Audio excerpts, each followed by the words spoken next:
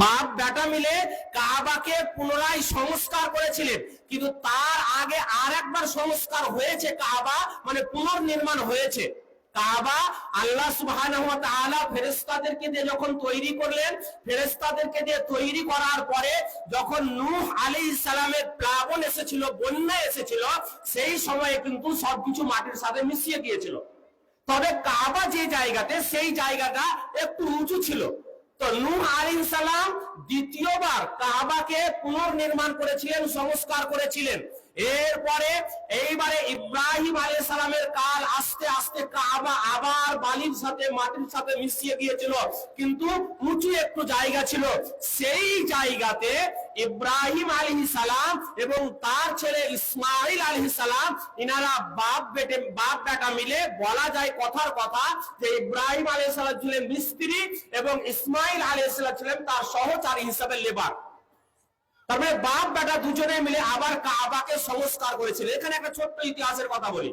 কাবা যখন সংস্কার করতে লাগলেন ইব্রাহিম এবং ইসমাইল আলাইহিস সালাম, তো কাবা যে তৈরি করবেন, তো কথার কথা হচ্ছে যে এখন আমাদের সাধারণত যখন আমাদের এলাকার মিস্ত্রি ভাইরা, রাজমিস্ত্রিরা যখন কোনো একটা দেওয়াল বা কোনো একটা বাড়ি তৈরি করেন, তো বাড়ি তৈরি করার ক্ষেত্রে দেখা যায় যে যতদূর পর্যন্ত তাদের হাতের নাগালে গাঁথনি বা কাজ হয়, ততদূর পর্যন্ত তারা মাটিতে দাঁড়িয়ে দাঁড়িয়ে কাজটা করেন। এখন কথা হলো যে যখন হাতের নাগালে উপরে কাজটা হয়ে যায়, তখন কিভাবে করেন? তখন বাঁশ দিয়ে, ধাক্কা দিয়ে একটা মাচান তৈরি করেন, তারপরে উপরের কাজটা করেন। কিন্তু যখন কাবা ইব্রাহিম ও ইসমাইল আলাইহিস সালাম সংস্কার করেন, পুনর্নির্মাণ করেন, তখন কিন্তু এরকম মানে বাঁশ ইত্যাদি এ ধরনের প্রযুক্তি ছিল না। তাহলে কিভাবে উপরের কাজগুলো করলেন? আল্লাহ সুবহানাহু ওয়া তাআলা আসমান থেকে, মানে জান্নাত থেকে একটা পাথর তা দিয়েছিলেন, যেই পাথরটা এখনো আপনার রয়েছে মাকামে ইব্রাহিম বলে জায়গাতে, সেখানে, এবং স্মৃতি হিসাবে আল্লাহ সুবহানাহু ওয়া তাআলা ওই পাথরের উপরে ইব্রাহিম আলাইহিস সালামের পায়ের ছাপ রেখে দিয়েছেন। এবং ওই পাথরটার মধ্যে হিকমত ছিল, যখন নিচের কাজ করতেন পাথরটা নিচে হয়ে যেত, যখন উপরের কাজ করতেন তখন পাথরটা উপরে হয়ে যেত। এটা ছিল হিকমা। তো এই যে কাবা তৈরি হলো, এটা কার জন্য? মানুষের ইবাদতের জন্য সর্বপ্রথম পৃথিবীর বুকে এই মসজিদ নির্মাণ হলো।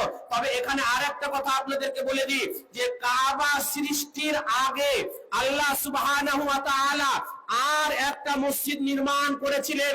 সেই মসজিদটা ছিল 7 আসমানের উপরে, যেই মসজিদটার নাম হচ্ছে বাইতুল মামুর। সেই মসজিদটার নাম কি? বাইতুল মামুর, যেখানে শুধুমাত্র আল্লাহর ফেরেশতারাই ইবাদত করেন, যেখানে শুধুমাত্র আল্লাহর ফেরেশতারাই ইবাদত করেন। আর বাইতুল মামুরের ব্যাপারে বলা হয়েছে যে বাইতুল মামুর কোথায় রয়েছে, তো হাদিসের মধ্যে বোঝানো হয়েছে যে যদি বাইতুল মামুরটা কথার কথায় ভেঙে পড়ে, তো একেবারে কাবার উপরে পড়বে। তার মানে কাবা যেখানে, সেম কাবার উপরে একেবারে বাইতুল মামুর।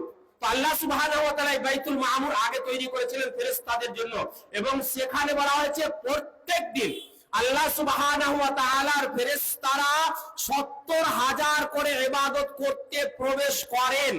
এখান থেকে আরেকটা কথা আপনাদের বলি, কথার কথায় কথা চলে আসছে। আমরা আল্লাহর ফেরেশতা কত, এটা কোরআন থেকে এবং সহিহ হাদিস থেকে সঠিক গণনা কেউ দিতে পারবো না। তবে বোঝানোর জন্য বলা হয়েছে যে আল্লাহর ফেরেশতা কত রয়েছে। এই যে বাইতুল মামুর রয়েছে, এই বাইতুল মামুরে একদিনে 70,000 আল্লাহর ফেরেশতা ইবাদতের জন্য প্রবেশ করেন। বলা হচ্ছে যারা একবার প্রবেশ করে বেরিয়ে গেল, তারা আর কিয়ামত পর্যন্ত দ্বিতীয়বার প্রবেশ করার চান্স আর পাবে না। তাহলে আল্লাহর ফেরেশতা কত, এখান থেকে আমাদেরকে অনুমান করে নিতে হবে। এইবারে কথা হলো, তাহলে আসমানে হয়েছে বাইতুল মামুর, পৃথিবীতে সর্বপ্রথম মসজিদ হলো সেটা হচ্ছে কাবা বা বাইতুল্লাহ, যেটাকে মসজিদুল হারাম বলা হয়। এইবারে দ্বিতীয় মসজিদ যেটা পৃথিবীর বুকে তৈরি হলো, সেটা হচ্ছে মসজিদে আকসা। দ্বিতীয় মসজিদ যেটা পৃথিবীতে তৈরি হলো, সেটা হচ্ছে মসজিদে আকসা।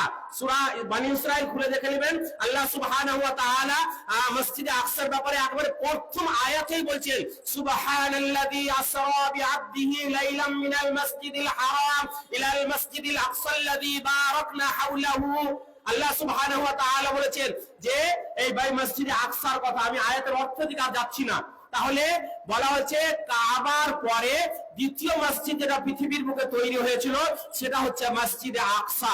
এই মসজিদে আকসা কোথায় রয়েছে? এটা ফিলিস্তিনে রয়েছে, জেরুজালেমে রয়েছে এই মসজিদে আকসা। বলা হচ্ছে কাবা এবং মসজিদে আকসা এর সৃষ্টির ব্যবধানটা কত বছরের? তো বলা হয়েছে এটা 40 বছরের। তার মানে কাবা তৈরি হয়েছে, তার 40 বছর পরে মসজিদে আকসা তৈরি হয়েছে। আর এই মসজিদে আকসা তৈরির ইতিহাস যেটা বলা হয়েছে আদম আলাইহিস সালাম বা আদম আলাইহিস সালামের সন্তানেরা এই মসজিদে আকসা তৈরি করেছেন প্রথম।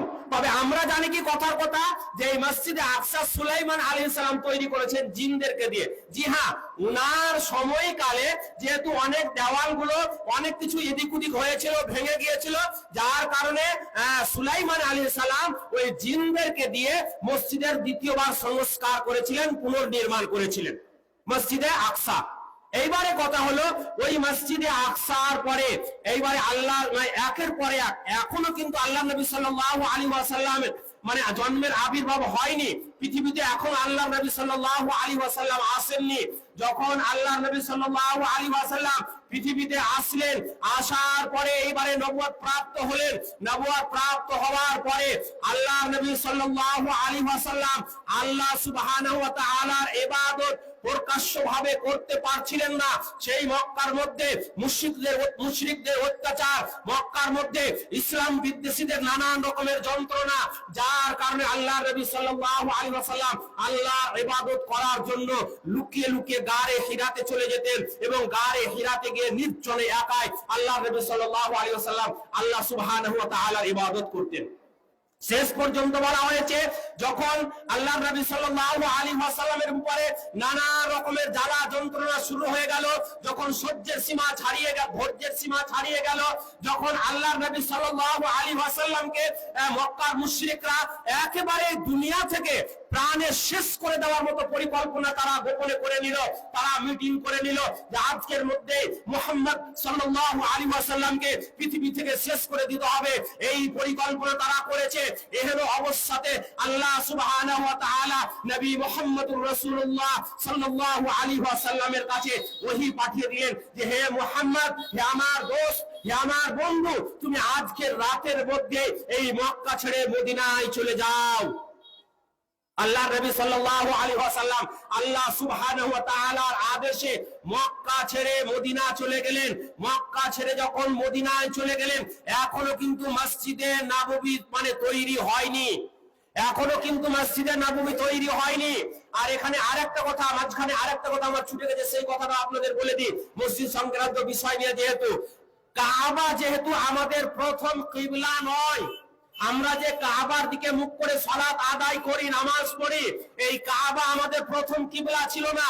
যতদিন আল্লাহ নবী সাল্লাল্লাহু আলাইহি ওয়াসাল্লাম মক্কাতে ছিলেন তখন পর্যন্ত আল্লাহ নবীর উপরে আদেশ ছিল যে আপনি মসজিদে আকসার দিকে মুখ করে কিবলা করে নামাজ পড়ুন। আল্লাহ নবী সাল্লাল্লাহু আলাইহি ওয়াসাল্লাম মক্কায় থাকাকালীন এমন ভাবে সালাত আদায় করতেন যেন কাবাও তার সামনে চলে আসে এবং মসজিদে আকসাও যেন তার সামনে চলে আসে, এইভাবে সালাত আদায় করতেন। যখন আল্লাহ নবী সাল্লাল্লাহু আলাইহি ওয়াসাল্লাম মক্কা ছেড়ে মদিনায় চলে গেলেন, মদিনায় যাওয়ার পরে এইবারে আল্লাহ সুবহানাহু ওয়া তাআলার আদেশ যে আপনাকে মসজিদে আকসার দিকে কিবলা মুখ করে সালাত আদায় করতে হবে। আল্লাহ নবী সাল্লাল্লাহু আলাইহি ওয়াসাল্লাম এইবারে এমনই একটা জায়গায় চলে গেছেন যে এখন আর কাবাকে আর মসজিদে আকসাকে একসাথে সামনের দিকে করা যাবে না, শুধু মানে মসজিদে আকসাকে কিবলা করে সালাত আদায় করতে হবে। আল্লাহ নবী সাল্লাল্লাহু আলাইহি ওয়াসাল্লাম মানে মদিনায় যাওয়ার পরে বলা হয়েছে মতান্তরে প্রায় 16 থেকে 17 মাস, যদি একেবারে ডিটেইলস ভাবে এটাকে হিসাব করা যায় তো 16.5 মাস যাবত আল্লাহ নবী সাল্লাল্লাহু আলাইহি ওয়াসাল্লাম মদিনাতে থাকা অবস্থাতেও এই মসজিদে আকসার দিকে মুখ করে তিনি সালাত আদায় করেছেন, নামাজ পড়েছেন। কিন্তু আল্লাহ নবী সাল্লাল্লাহু আলাইহি ওয়াসাল্লাম যেহেতু জন্ম তার কাবার কাছে, উনি দেখেছেন তার বাপ দাদারা তার দাদুরা, তার বংশবলীরা কাবা রক্ষণাবেক্ষণ করেছেন। উনি কাবা সংস্কারের সময়ে নিজে উনি ইটের পাথর বহন করেছেন, উনি নিজে সেই জায়গাতে খেলাধুলা করেছেন। উনার কিন্তু মন চাইছিল না যে আমি কাবাকে বাদ দিয়ে মসজিদে আকসার দিকে মুখ করে সালাত আদায় করে উনি সালাত আদায় করতেন, আসমানের দিকে তাকাতেন, সালাত আদায় করতেন, আসমানের দিকে তাকাতেন, এই আশায় থাকতেন যে আল্লাহ কখন এই কাবাকে পরিবর্তন মসজিদে আকসাকে কিবলা পরিবর্তন করে দিয়ে আমার জন্য কাবাকে কিবলা হিসেবে করে দেবেন। এই করতে করতে যখন আল্লাহর নবী সাল্লাল্লাহু আলাইহি ওয়াসাল্লামের মসজিদে আকসার দিকে মুখ করে 16.5 মাস সালাত আদায় করা হয়ে গেছে, হয়ে যাওয়ার পরে এইবারে আল্লাহ সুবহানাহু ওয়া তাআলা উনাকে এক সময় ওহী পাঠাচ্ছেন। সেই ওহীটা কোন সময়ে বলা হয়েছে, আল্লাহর নবী সাল্লাল্লাহু আলাইহি ওয়াসাল্লাম যখন বানু সালমা গোত্রের একটা মসজিদ রয়েছে, বানু সালমা গোত্রের একটা মসজিদ রয়েছে, সেই মসজিদে সালাত আদায় করছিলেন। মতান্তরে বলা হয়েছে, কোন রিওয়ায়াতে বলা হয়েছে যে তিনি ফজরের সালাত আদায় করছিলেন, আবার কোন রিওয়ায়াতে বলা হয়েছে যে আসরের সালাত আদায় করছিলেন, আবার কোন রিওয়ায়াতে বলা হয়েছে যে যোহরের সালাত আদায় করছিলেন। তো যাই হোক, যোহরের সালাতে থাকে এটাকেই বেশি প্রাধান্য দেওয়া হয়েছে যে আল্লাহ রাসূল সাল্লাল্লাহু আলাইহি ওয়াসাল্লাম যোহরের সালাত আদায় করছিলেন, 2 রাকাত সালাত আদায় করা হয়েছে। এহেন অবস্থায় নামাজের অবস্থাতে আল্লাহর নবী সাল্লাল্লাহু আলাইহি ওয়াসাল্লামকে ওহী হয়ে যাচ্ছে যে হে মুহাম্মদ সাল্লাল্লাহু আলাইহি ওয়াসাল্লাম, আপনি আর এই মসজিদে আকসার দিকে মুখ করে সালাত আদায় করিয়েন না।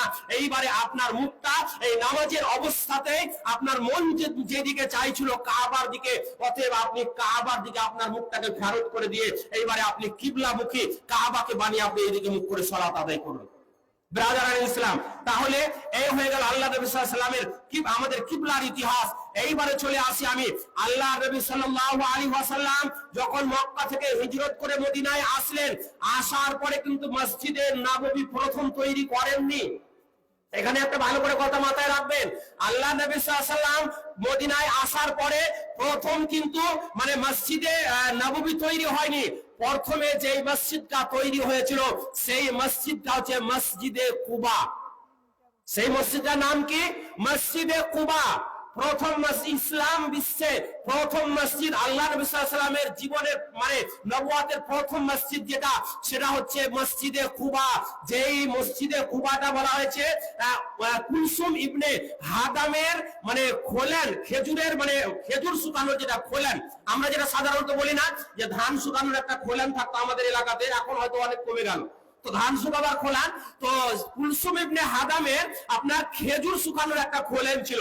ওই খোলানে আল্লাহ নবী সাল্লাল্লাহু আলাইহি ওয়াসাল্লাম যেই মসজিদটা নির্মাণ করলেন সেই মসজিদটা হচ্ছে মসজিদে কুবা। এই মসজিদে কুবার ব্যাপারে বলা হয়েছে যে কোন আল্লাহর বান্দা বা বান্দি যদি বাড়ি থেকে ওযু করে গিয়ে বা বাসা থেকে ওযু করে গিয়ে ওখানে গিয়ে 2 রাকাত সালাত আদায় করে, তাহলে আল্লাহ সুবহানাহু ওয়া তাআলা তাকে পূর্ণ উমরা সমপরিমাণ নেকি প্রদান করবেন। তাহলে এই মসজিদে কুবা তৈরি হলেন। মসজিদে কুবার ব্যাপারে বলা হয়েছে আল্লাহ নবী সাল্লাল্লাহু আলাইহি ওয়াসাল্লাম সর্বপ্রথম যখন ওই মদিনাতে পৌঁছায়, কুলসুম ইবনে হাদামের জায়গাতে পৌঁছায়, তখন সেইখানে সাহাবীরা যে সাহাবীরা যে মক্কা ছেড়ে মদিনায় এসেছে, তিনি যে মক্কা ছেড়ে মদিনায় এসেছেন, তো থাকার জায়গার ব্যবস্থা দরকার রয়েছে, খাবার দাবারের দরকার রয়েছে। সেইগুলো আল্লাহ নবী সাল্লাল্লাহু আলাইহি ওয়াসাল্লাম চিন্তা ভাবনা না করে সর্বপ্রথম যে পৃথিবীর মসজিদটা যেটা তৈরি করলেন সেটা হচ্ছে মসজিদে কুবা। এখানে 14 দিন পর্যন্ত মতান্তরে অবস্থান করেছিলেন।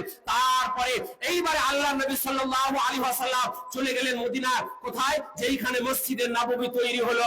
সেই মসজিদে নববী যেখানে তৈরি হয়েছিল মদিনায় একবারে ভিতরে পৌঁছার পরে সেই জায়গাতেও গিয়ে আল্লাহ নবী সাল্লাল্লাহু আলাইহি ওয়াসাল্লাম সর্বপ্রথম যে মসজিদটা নির্মাণ করলেন সেই মসজিদটা হচ্ছে মসজিদে নববী সাল্লাল্লাহু আলাইহি ওয়াসাল্লাম। এবং এই মসজিদে নববীটা ছিল 2 জন ইয়াতীম শিশুর জায়গা। এই মসজিদে নববী যেখানে তৈরি হয়েছে এই জায়গাটা ছিল 2 জন ইয়াতীম শিশুর। আল্লাহ নবী সাল্লাল্লাহু আলাইহি ওয়াসাল্লামকে ওই 2 জন ইয়াতীম শিশু বলেছিলেন, আল্লাহর নবী আমরা এই জায়গাটা মসজিদের নামে হেবা করে দেব, আমরা দান করে দেব। আল্লাহর নবী তাদের জায়গাটা নেননি, ক্রয় করে নিয়েছিলেন, কিনে নিয়েছিলেন। এর একটা ইতিহাস রয়েছে ব্রাদার ইসলাম। তারপরে তাহলে এখান থেকে বোঝা গেল যে পৃথিবীর বুকে সফরের উদ্দেশ্যে নেকির আশায় যদি আমরা কোথাও মসজিদে ভ্রমণ করতে যাই, তাহলে সেটা হচ্ছে 3টা পৃথিবীর বুকে মসজিদ। একটা হচ্ছে মসজিদুল হারাম, যেটাকে কাবা বলা হয়, দ্বিতীয় হচ্ছে মসজিদে আকসা, তৃতীয় হচ্ছে মসজিদে নববী সাল্লাল্লাহু আলাইহি ওয়াসাল্লাম। এছাড়া পৃথিবীর বুকে আপনার বাড়ির পাশে যদি মাটিরও মসজিদ থাকে, তাহলে আপনি ওই মাটির মসজিদকে অতিক্রম করে গিয়ে আপনার আরেকটু পাশে গিয়ে তিনতলা জুমার মসজিদ যদি থাকে, আর মনে যদি করেন আপনি যে আমি এখানে গিয়ে হয়তো নামাজ পড়তে গেলে নেকি বেশি পাবো, একটাও নেকি বেশি পাবেন না, একটাও নেকি বেশি পাবেন না। এই উদ্দেশ্যে সফর করা যাবে না। নেকির উদ্দেশ্যে শুধুমাত্র বাইতুল্লাহ, মসজিদুল হারাম সফর করা যাবে, মসজিদে আকসা সফর করা যাবে, আর মসজিদে নববী সফর করা যাবে। সময় চলে আসছে, আরো ইতিহাস সামনে আছে। তো এইবারে কথা হলো যে আল্লাহ সুবহানাহু ওয়া তাআলা মানুষের ইবাদতের জন্য নির্দিষ্ট একটা জায়গা তৈরি করলেন, সেটা হচ্ছে কাবা। তারপরে নবী মুহাম্মদুর রাসূলুল্লাহ সাল্লাল্লাহু আলাইহি ওয়াসাল্লামের জীবদ্দশায় প্রথমে যে মসজিদ নির্মাণ করলেন, মানে ইসলাম প্রথম মসজিদ করলেন, সেটা হচ্ছে মসজিদে কুবা, তারপরে মসজিদে নববী। এইবারে কথা হলো মসজিদ আমাদের জন্য এত প্রয়োজন কেন? মসজিদ আমাদের জন্য এত প্রয়োজন কেন? মসজিদ এই জন্যই আমাদের এত প্রয়োজন। প্রথমত আমি বলি, আল্লাহ সুবহানাহু ওয়া তাআলা বলেছেন সূরা তাওবার 18 নম্বর আয়াতে, ইন্নামা ইয়ামুরু মাসাজিদাল্লাহ মান আমানা বিল্লাহি ওয়াল ইয়াউমিল আখির ওয়া আকামাস সালাতা ওয়া আতাজ যাকাতা ওয়া লাম ইয়াখশা ইল্লাল্লাহ।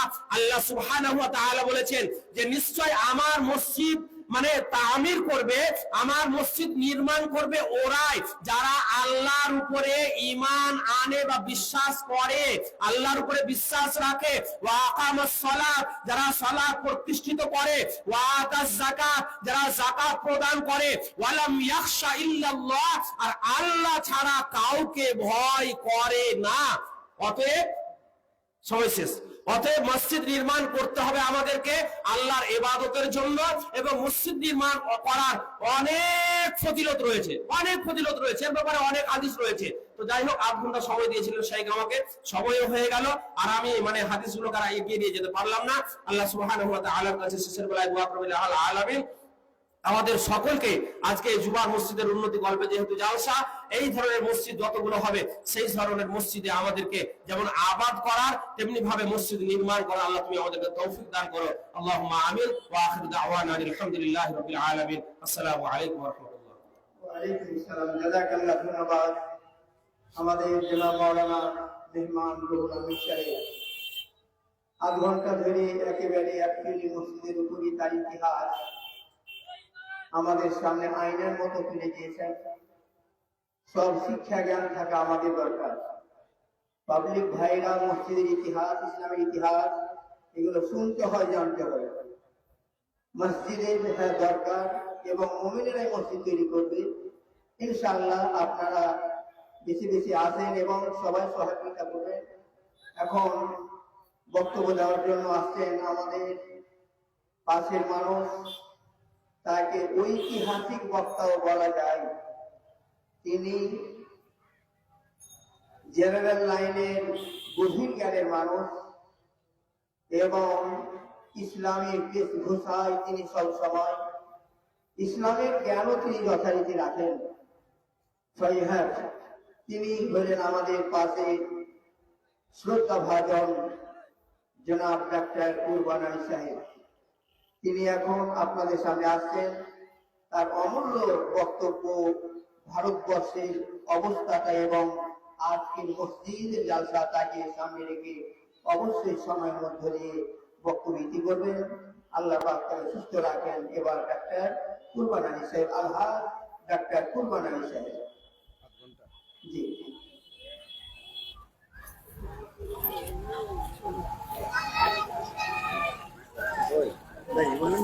আমি দাঁড়িয়ে চাংড়া মানুষ আমি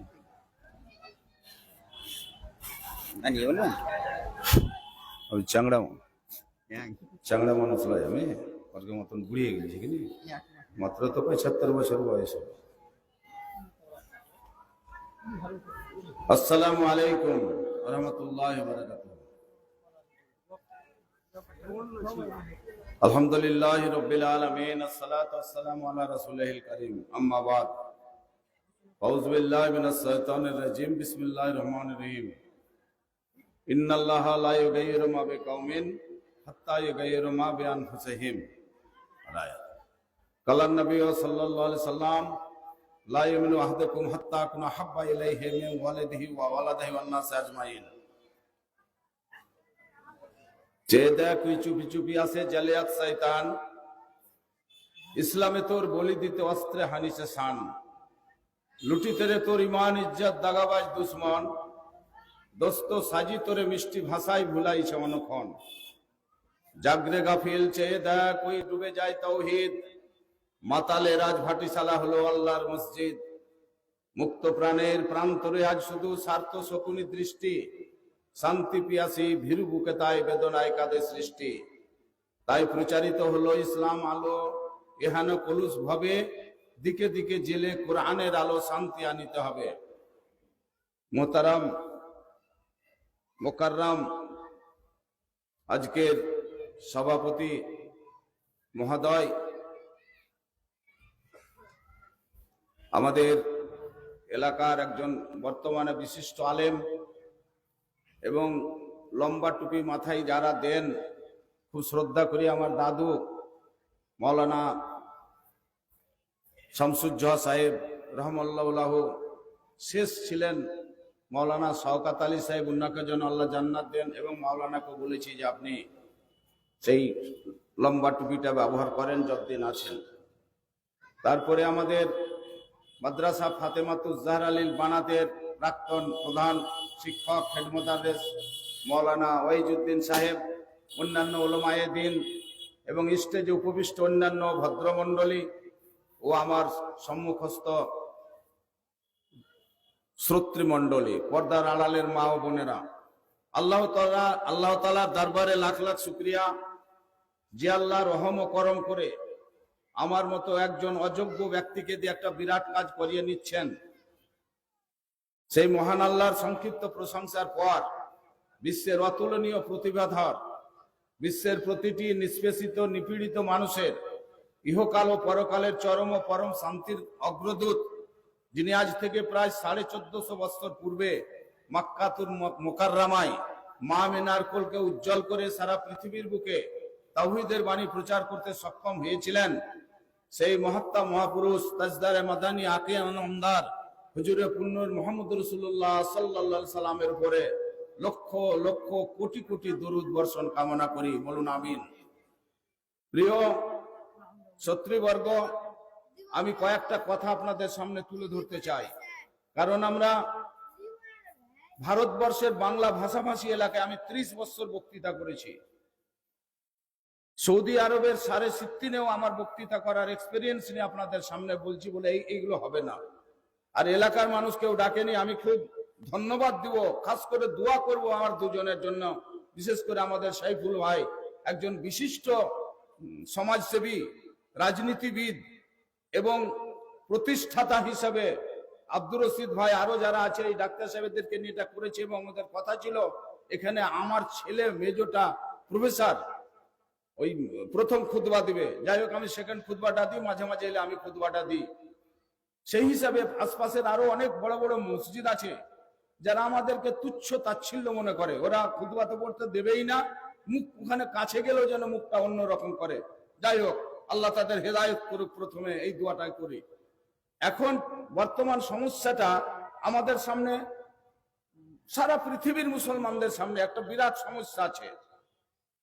অনেক সমস্যা, আমাদের অর্থনৈতিক সমস্যা, আমাদের পারিবারিক সমস্যা, আমাদের সমস্ত সমস্যা আমাদের মাথার উপর চেপে গেছে। আমার ওই ভাইটা এখনই বললেন কিয়ামতের কথা, কিয়ামতের 7টা সূর্য আধাত উপরে আসবে, এখন 14টা সূর্য আপনার মাথার উপরে চেপে গিয়েছে, 14টা। এখন প্রত্যেকটা মানুষ ত্রাহি ত্রাহি করছে। সেদিন দেখলাম এক ভদ্রলোক ট্যাঙ্কে করে 1 ট্যাঙ্ক কাগজপত্র নিয়ে আর গলায় একটা এসআইয়ের কাগজ লটকে ও অফিসে হাজির, যে লাও করতে কাগজ লাগবে। প্রত্যেকটা মানুষ ত্রাহি ত্রাহি করছে এই কাগজের জন্য। আমার জন্ম তারিখ নাই, বাপের জন্ম তারিখ নাই, উঠ না, এইরকম করছে। কেন? এটাও একটা মনে রাখবেন, এটাও একটা আপনাদের উপর একটা বিপদ আসছে। কেন বিপদ আসছে আপনাদের তলিয়া ভালো। প্রথম নম্বর হচ্ছে ইসলাম একটা সিগনিফিকেন্স আর বুঝতে হবে, শুধু ওয়াজ করে দিলে হবে না। আর ওই গান গজলের এটা ধর্ম নয় করে আমরা শেষ করে দিয়েছি। উপযুক্ত ব্যক্তি, ইসলামের ব্যাখ্যাকার, ইসলামের যারা মানে গবেষক, তারা আজকে খুতবা দিতে পাবে না, তারা আজকে কথা বলতে পাবে না। বলবে কে? সোনাভান বিবি বিছানে মুতিল যদি ভেসে গেল টুঙ্গুর শহর, হযরত আলীর ঘোড়া মুরগিতে করিল তারা, ঢুকে গেল পুয়ালের ভিতর, নারায়ে তাকবীর আল্লাহু আকবার, একবারে বুলবুলে বাঙ্গাল। ইসলামের এ জানবেন এই যে সমস্যা, এইগুলো আমি 30 বছর আপনাদের এই কথাটাই বলেছিলাম। আমি তো একজন ডাক্তার মানুষ, তবে জায়গির খাইনি তা নয়, ব্যাকরণের কিছুটা জ্ঞান আছে না থাকা নয়, এগুলো ব্যাখ্যাটা গেলা করি, জালসা জুলসা এমনি আমাদের ডাকে না। এবং অনেক অনেক জায়গায় যখন আমরা বলি তখন অনেক মাওলানা নোট করেন, যেমন 3 তালাকের ব্যাপারটা, এটা খুব নিয়ে 10 বছর আমি বক্তৃতা করেছি। যাই হোক, সমস্যাটা নিয়ে অল্প সময়ের মধ্যে শেষ করব, অনেক বক্তা বেশি হয়ে গেছে, শ্রোতার থেকে বক্তাই বেশি। সেটা হচ্ছে এই সমস্যাটা অনেক, সারা পৃথিবীর কথা বাদ দিয়ে ভারতবর্ষের কথাটাই, সমাধানটা কোথায়? একদল বলছে কার্ল মার্কসের পথ মানব মুক্তির পথ, আর একদল বলছে গান্ধীর পথ মানব মুক্তির পথ, আর একদল বলছে যত পথ তত মত, যত মত তত পথ। প্রশ্ন হচ্ছে আমি মুসলিম, ইসলাম আমার ধর্ম, কোরআন আমার পাথেয়, হযরত মুহাম্মদ মুস্তাফা সাল্লাল্লাহু আলাইহি সাল্লাম আমার শেষ কথা, আমি করব কি? আমি কোন দিকে যাব? কিছু ফুচকা মুলবি খুতবা দিয়ে বেড়েছে, মানে দাড়ি রং করা, টুপি মাথায় দিয়ে নামাজ হবে না, খালি এইগুলোই করে বেড়েছে। আরে নামাজ পড়তে আসে না মৌলবিটা, আগে লোকটাকে মসজিদে লিয়ায়, ইমান সম্পর্কে জ্ঞান দে। আগে বলছে দোয়া করলে তুমি জাহান্নামে চলে যাবে বলে, বলছে মদ খেলে তাও তো একটু মাফ হবে, কিন্তু হাত তোলে দোয়া করলে ও জাহান্নামে চলে যাবে বলে বেড়েছে। এখন এইরকম ফতুয়া দিয়ে দিয়ে আমাদেরকে এমন বিভেদ করে দিয়েছে, অসম্ভব। এই সন্ধিখানে দাঁড়িয়ে দুটো কথা আমি আপনাদের সামনে বলতে চাইছি, যে সমস্যাগুলোর সমাধান কি। ভালো করে পড়াশোনা করতে হবে, পড়াশোনা করে না করলে কিন্তু কোনো জিনিস বুঝা যাবে না। যেমন ধরুন জাহান্নামের আযাব শুনলেন, জাহান্নামের মধ্যে যে বিভাগগুলো, তার স্তরগুলো, তার সব থেকে নিম্নতম যেটা জাহান্নাম, কঠোর জাহান্নাম, যে জাহান্নামের আগুনকে দেখে আগুনে দোয়া করবে আল্লাহর কাছে, যে আল্লাহ ওই আগুনের সঙ্গে যেন আমাকে দেখা না হয়। যেমন আমরা এখন দোয়া করি যে আল্লাহ ওই মুসলমানের সঙ্গে যেন আমার দেখা না হয়, তেমনি দোয়া করবে। কেন? এত মানে শক্তিশালী আগুন আল্লাহ তৈরি করেছে। ওখানে কোনো বদমাস থাকবে না, ওখানে জ্যোতি বসু, মমতা ব্যানার্জি আর মোদিরা থাকবে না, থাকবে কে? মুসাল্লিরা। কেন? সূরা পড়ছে, একটা সূরা ফাতিহাকে 9 জায়গায় নাংড়া করছে, সে ইমামতি করছে, পিছা দিকে একজন হাফেজ, একজন আলেম, একজন কারি থাকছে, ওদিকে দেখা দেখি দরকার নাই। ও যেটি জানছে সূরা ফাতিহাকে 9 জায়গায় নাংড়া করে নামাজ পড়িয়ে দিলেন। আমরা যারা মুসাল্লি আছে আমরাও আর কিছু বলি না। তাহলে বলুন কোনখানে আমাদের যাচ্ছে? নামাজ পড়ে আমরা কোথায় যাচ্ছি? সেই সঠিক করার জন্য প্রথম পদক্ষেপ হচ্ছে আরবি শিক্ষা ব্যবস্থা। খুব দুঃখ লাগে বলতে, দুঃখ কি, এই যে কদিন আগে আমরা দেখলাম, মনে কিছু করিয়েন না, আমি পা ধরে ক্ষমা চেয়ে নিচ্ছি, এগুলো বলা আমার অভ্যাস বলে আপনারা আমাকে দেখতে পারেন না। যত চোর, ছাত্র, ঠক, বাটপার সব বলে কুরবান ডাক্তার, এই কথাটা আপনারা বলছেন কেন? আমি অন্যায় দেখে প্রতিবাদ করে দাঁড়াই। এইখানে একটা স্কুল হয়েছে, আমাদের মহিলাদের নাম করে কাছাকাছি হয়েছে, ফাইজুল কোম্পানির বাড়ির সামনে। তার শিক্ষকরা সব মিলে মেয়েদেরকে নিয়ে যাচ্ছে দীঘা ঘুরতে, পাহাড় বাড়িতে। আর আপনারাও এমন মুসলমান হয়েছেন, এক কাপ চা ধার খেয়েছেন দোকানে, হ্যাঁ, আর বেটিকে দিয়ে নুজি কুন্ঠে দিয়ে গাড়িতে গেল, আমার বেটি 3,500 টাকা লাগলো, ব্যাংকের লোন নিয়ে, বন্ধন ব্যাংকের টাকা নিয়ে বড় বড় মেয়েকে পাঠিয়ে দিলেন। আর মাদ্রাসার বেলায় কাদা, মাদ্রাসার বেলায় যাওয়া যায় না, কোচিংয়ে দিয়েছি বেটিকে, পড়ান আরবি, হাফেজি কোরআন করেন, আলেমা করেন, দেখবেন আপনার মেয়ের কত দাম বাড়ে। 6টা-7টা এখানে বিএড করা মেয়ে, তারা পড়ে আছে, বিয়ে শাদী হয় না। আমাদের প্রত্যেক বছরই 17টা-18টা করে মেয়ের আমরা বিয়ে দিতে পারছি। যাই হোক, প্রথম নম্বর শর্ত যেটা, সেটা আমরা ফেল করছি, সেটা হচ্ছে কোরআনী শিক্ষা। পাড়াতে গিয়ে ছোটবেলায়, সকালবেলায় মায়ের ভোর হচ্ছে, মা উঠছে, উঠে ছেলে পেটকে টিপছে, ছোট ছেলে, উঠো বাবা, উঠো বাবা, উঠে টিপে পেটকে টিপে যেখানে মলমূত্র আছে সব বাহির করে দিয়ে ওকে একবারে কাজল মাজল মাখিয়ে দেয়। এত বড়টা ব্যাগ, ঘোরাতেও পারবে না, এত বড় ব্যাগ, টিফিন একটা, এত বড়টা বোতল, নিয়ে বলছে যাও। এই একটা লোককে দেখছি কালকে সাইকেলে করে রাখতে গেছে, তো ওই সাইকেলে চেপে আমার মাকে বলছে টাটা টাটা। তখন কোথায় টাটা বলতে হয় না, আসসালামু আলাইকুম বল। আসসালামু আলাইকুম জায়গায় তুমি দিয়েছো যে আসসালামু আলাইকুম বলবে? হ্যাঁ, এই ছেলেরা পড়ে এসে বলছে কি ও বাপকে কইছে, হ্যাঁ বাপকে কইছে আমাকে মরল, আর শ্বশুরকে কইছে আব্বা জান, শাশুড়িকে কইছে আমাকে গিথেন, আর মাকে কইছে আমাকে গিথেন, আর শাশুড়িকে কইছে আম্মা জান। দু বাবাটে কাজ করতে গিয়েছে, নিড়াইতে গিয়েছে, নিড়িয়ে এসে বলছে শাশুড়ি বহুত ঝগড়া করেছে। ঝগড়া করার পরে বাপ বলছে বেটাকে যে রে বেটা তোর বহুটাকে একটু থাঁস রে থাঁস, কেনে খুব কাজিয়া করছে তোর মায়ের সাথে। তখন বেটা কইছে বাপকে তোর মাগিটাকে আগে সাবধান কর, তোর মাগিটাকে আগে সাবধান কর। মাকে কইছে মাগি কেন? শিক্ষার অভাব। এই শিক্ষা দেন। এই যে ছেলেগুলো বললে আমার 7 ভাইয়ের মধ্যে আমরা 7টাই আলেম, ওই রকম মঞ্জারুল মাওলানার মতন মাওলানা করেন, ওই রকম ফয়জুদ্দিনের মতন মাওলানা করেন, দেখবেন মসজিদ আপনা মনি তৈরি হবে। এরাই তো মসজিদকে আবাদ করবে, নাহলে মসজিদকে আবাদ করতে হবে, তো আবাদ করার জায়গা থাকবে না। আপনারা জানেন আপনাদের চোখের সামনে বাবরি মসজিদকে ভেঙে ধ্বংস করা হলো, করলো কে? আপনাদের মতন মুসলমানরা। গত বছরের আগের বছর 3 তালাকের উপরে কেস হচ্ছে একটা ভারতবর্ষের মাটিতে, আর আপনি বলছেন আল্লাহ আমাকে বাঁচিয়ে দাও। দোয়া আল্লাহ রসুল যদি করতেন তাহলে অশান্তি থাকতো না, দোয়া কবুল হয়ে যেত। কিন্তু আল্লাহ রসুল কেন তওবা ধরেছিলেন? আল্লাহ রসুলকে দেশ থেকে বিদেশ কেন পালাতে হয়েছিল? আল্লাহ রসুল মাসের পর মাস ধোঁয়া জ্বলেনি, বাড়িতে আগুন জ্বলেনি, আর কোনোদিন জ্বলেছে তো উপর থেকে থুতু এবং খড়কুট ফেলে দিয়েছে এতে, তবুও উনি কারোর উপরে বদদোয়া করেননি। হ্যাঁ, এতগুলো কষ্ট করেছেন, বিদেশে গিয়েছে, প্রায় 32 খানা জিহাদে তলোয়ার ধরতে হয়েছে। উনি তো দোয়া করলি হতো যে আল্লাহ এই যে আমাকে মারতে এসেছে এইরকম লোক গালাকে তুমি ছেড়ানির ব্যারাম দিয়ে খতম করে দাও, তাহলে তো সব হয়ে যেত। কিন্তু তিনি বললেন না, তলোয়ার হাতে নিয়ে কমান্ডার ইন চিফ হয়ে বদরের যুদ্ধে লড়াই করলেন, উহুদ যুদ্ধে লড়াই করলেন, ভাঙলো দাঁত। সেখানে তার চাচা আমির হামজাকে মারার জন্য আল্লাহ রসুলের চাচি হিন্দা সব জুয়ান মেয়ে গেলেকে নিয়ে গেছে, অর্ধলঙ্গ করে নাচাইছে আর গীত করছে, আর বলছে যে ওই আমার বাপকে, আমার বেটাকে, আমার স্বামীকে মেরেছিল আমার দেওর ভাসুর, তাকে মারতে ঠুকে পারবে?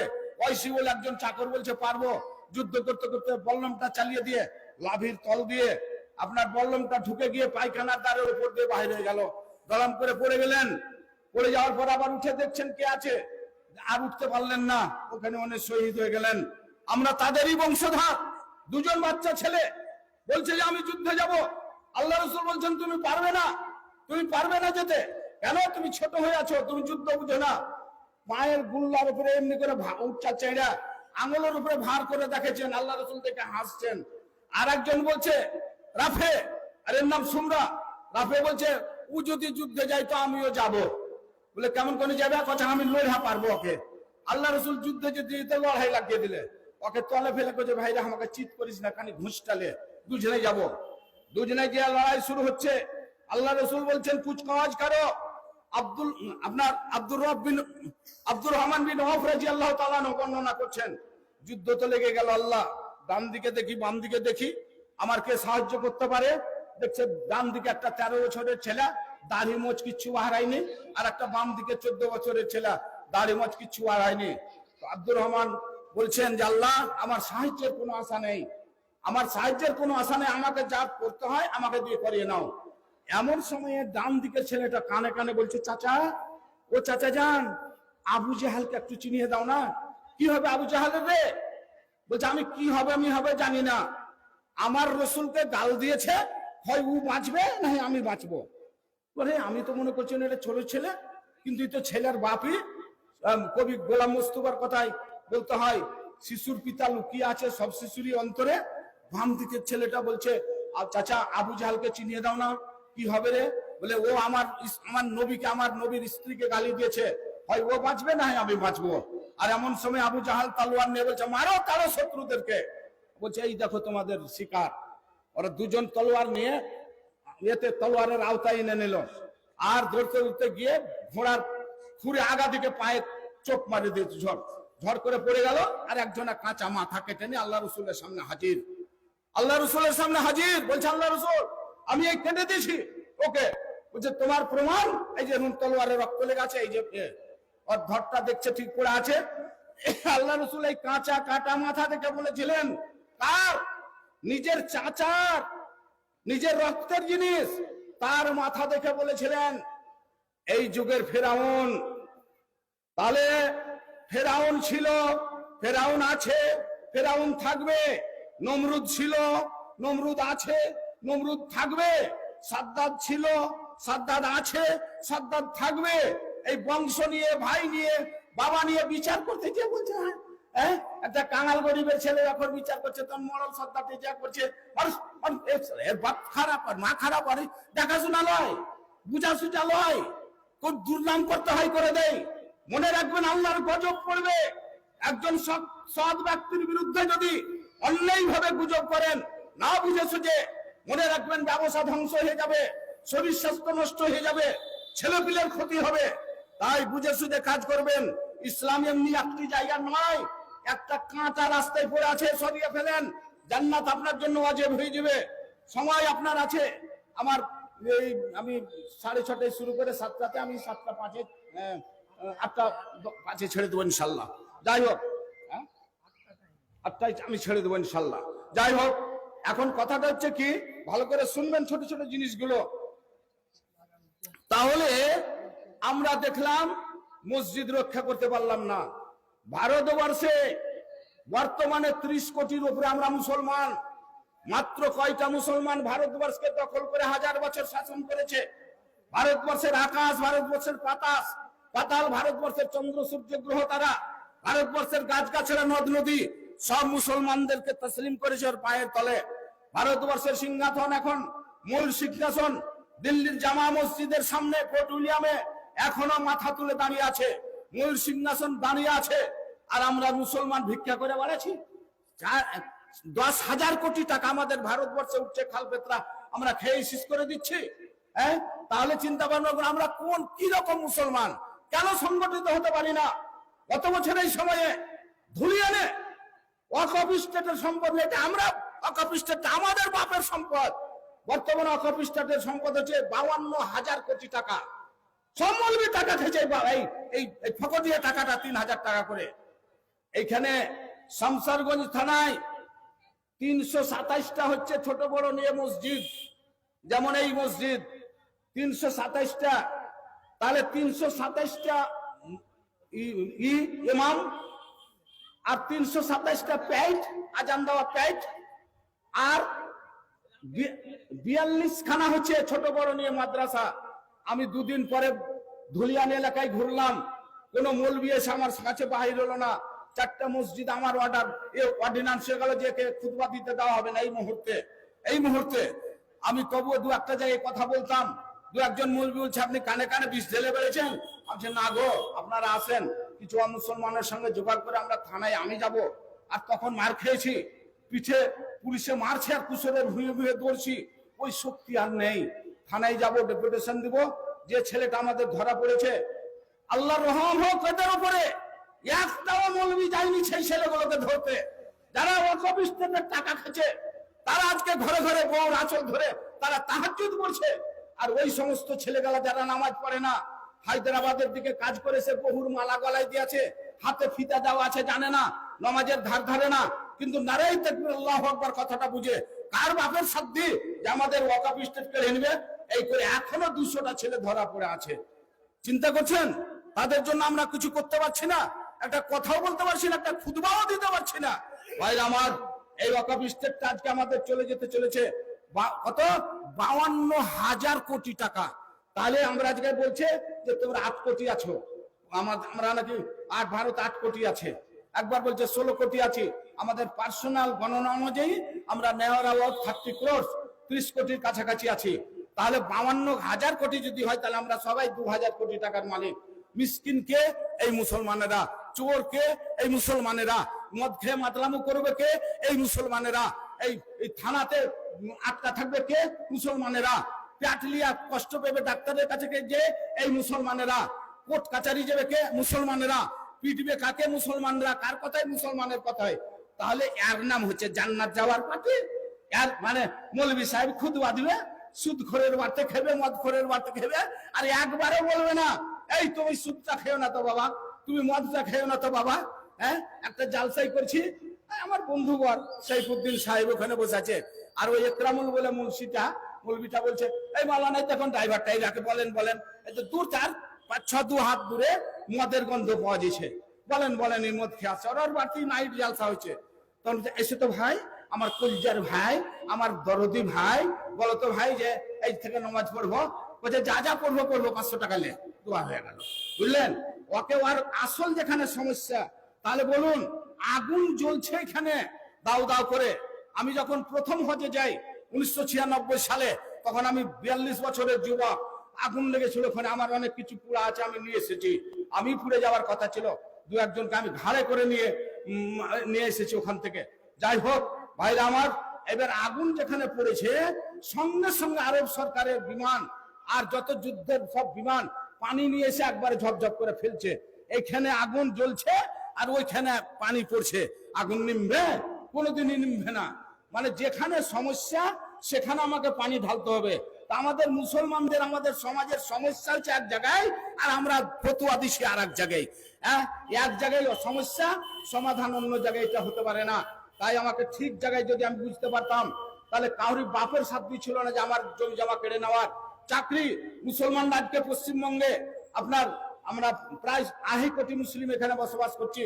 গতবার চাকরি হলো প্রায় 1.something, এইটি আমাদের যোগ্যতা নেই। আমরা ডেপুটেশন দিতে গেছি, তোমাদের যোগ্যতা নেই, তোমাদের যোগ্যতা নেই। আরে বাবা, আমাদের হাকিম হওয়ার যোগ্যতা নেই, এসডিও হওয়ার যোগ্যতা নেই, বিডিও হওয়ার যোগ্যতা নেই, তো এসডিও ডিএম কে পাখা ঘুরাবার যোগ্যতা নেই, বড় বাবু হওয়ার যোগ্যতা নেই, তো ছোট বাবু হওয়ার যোগ্যতা নেই। তাই ভালো করে শুনে রাখবেন, যে কোনো দাবি আদায় করে নিতে হবে।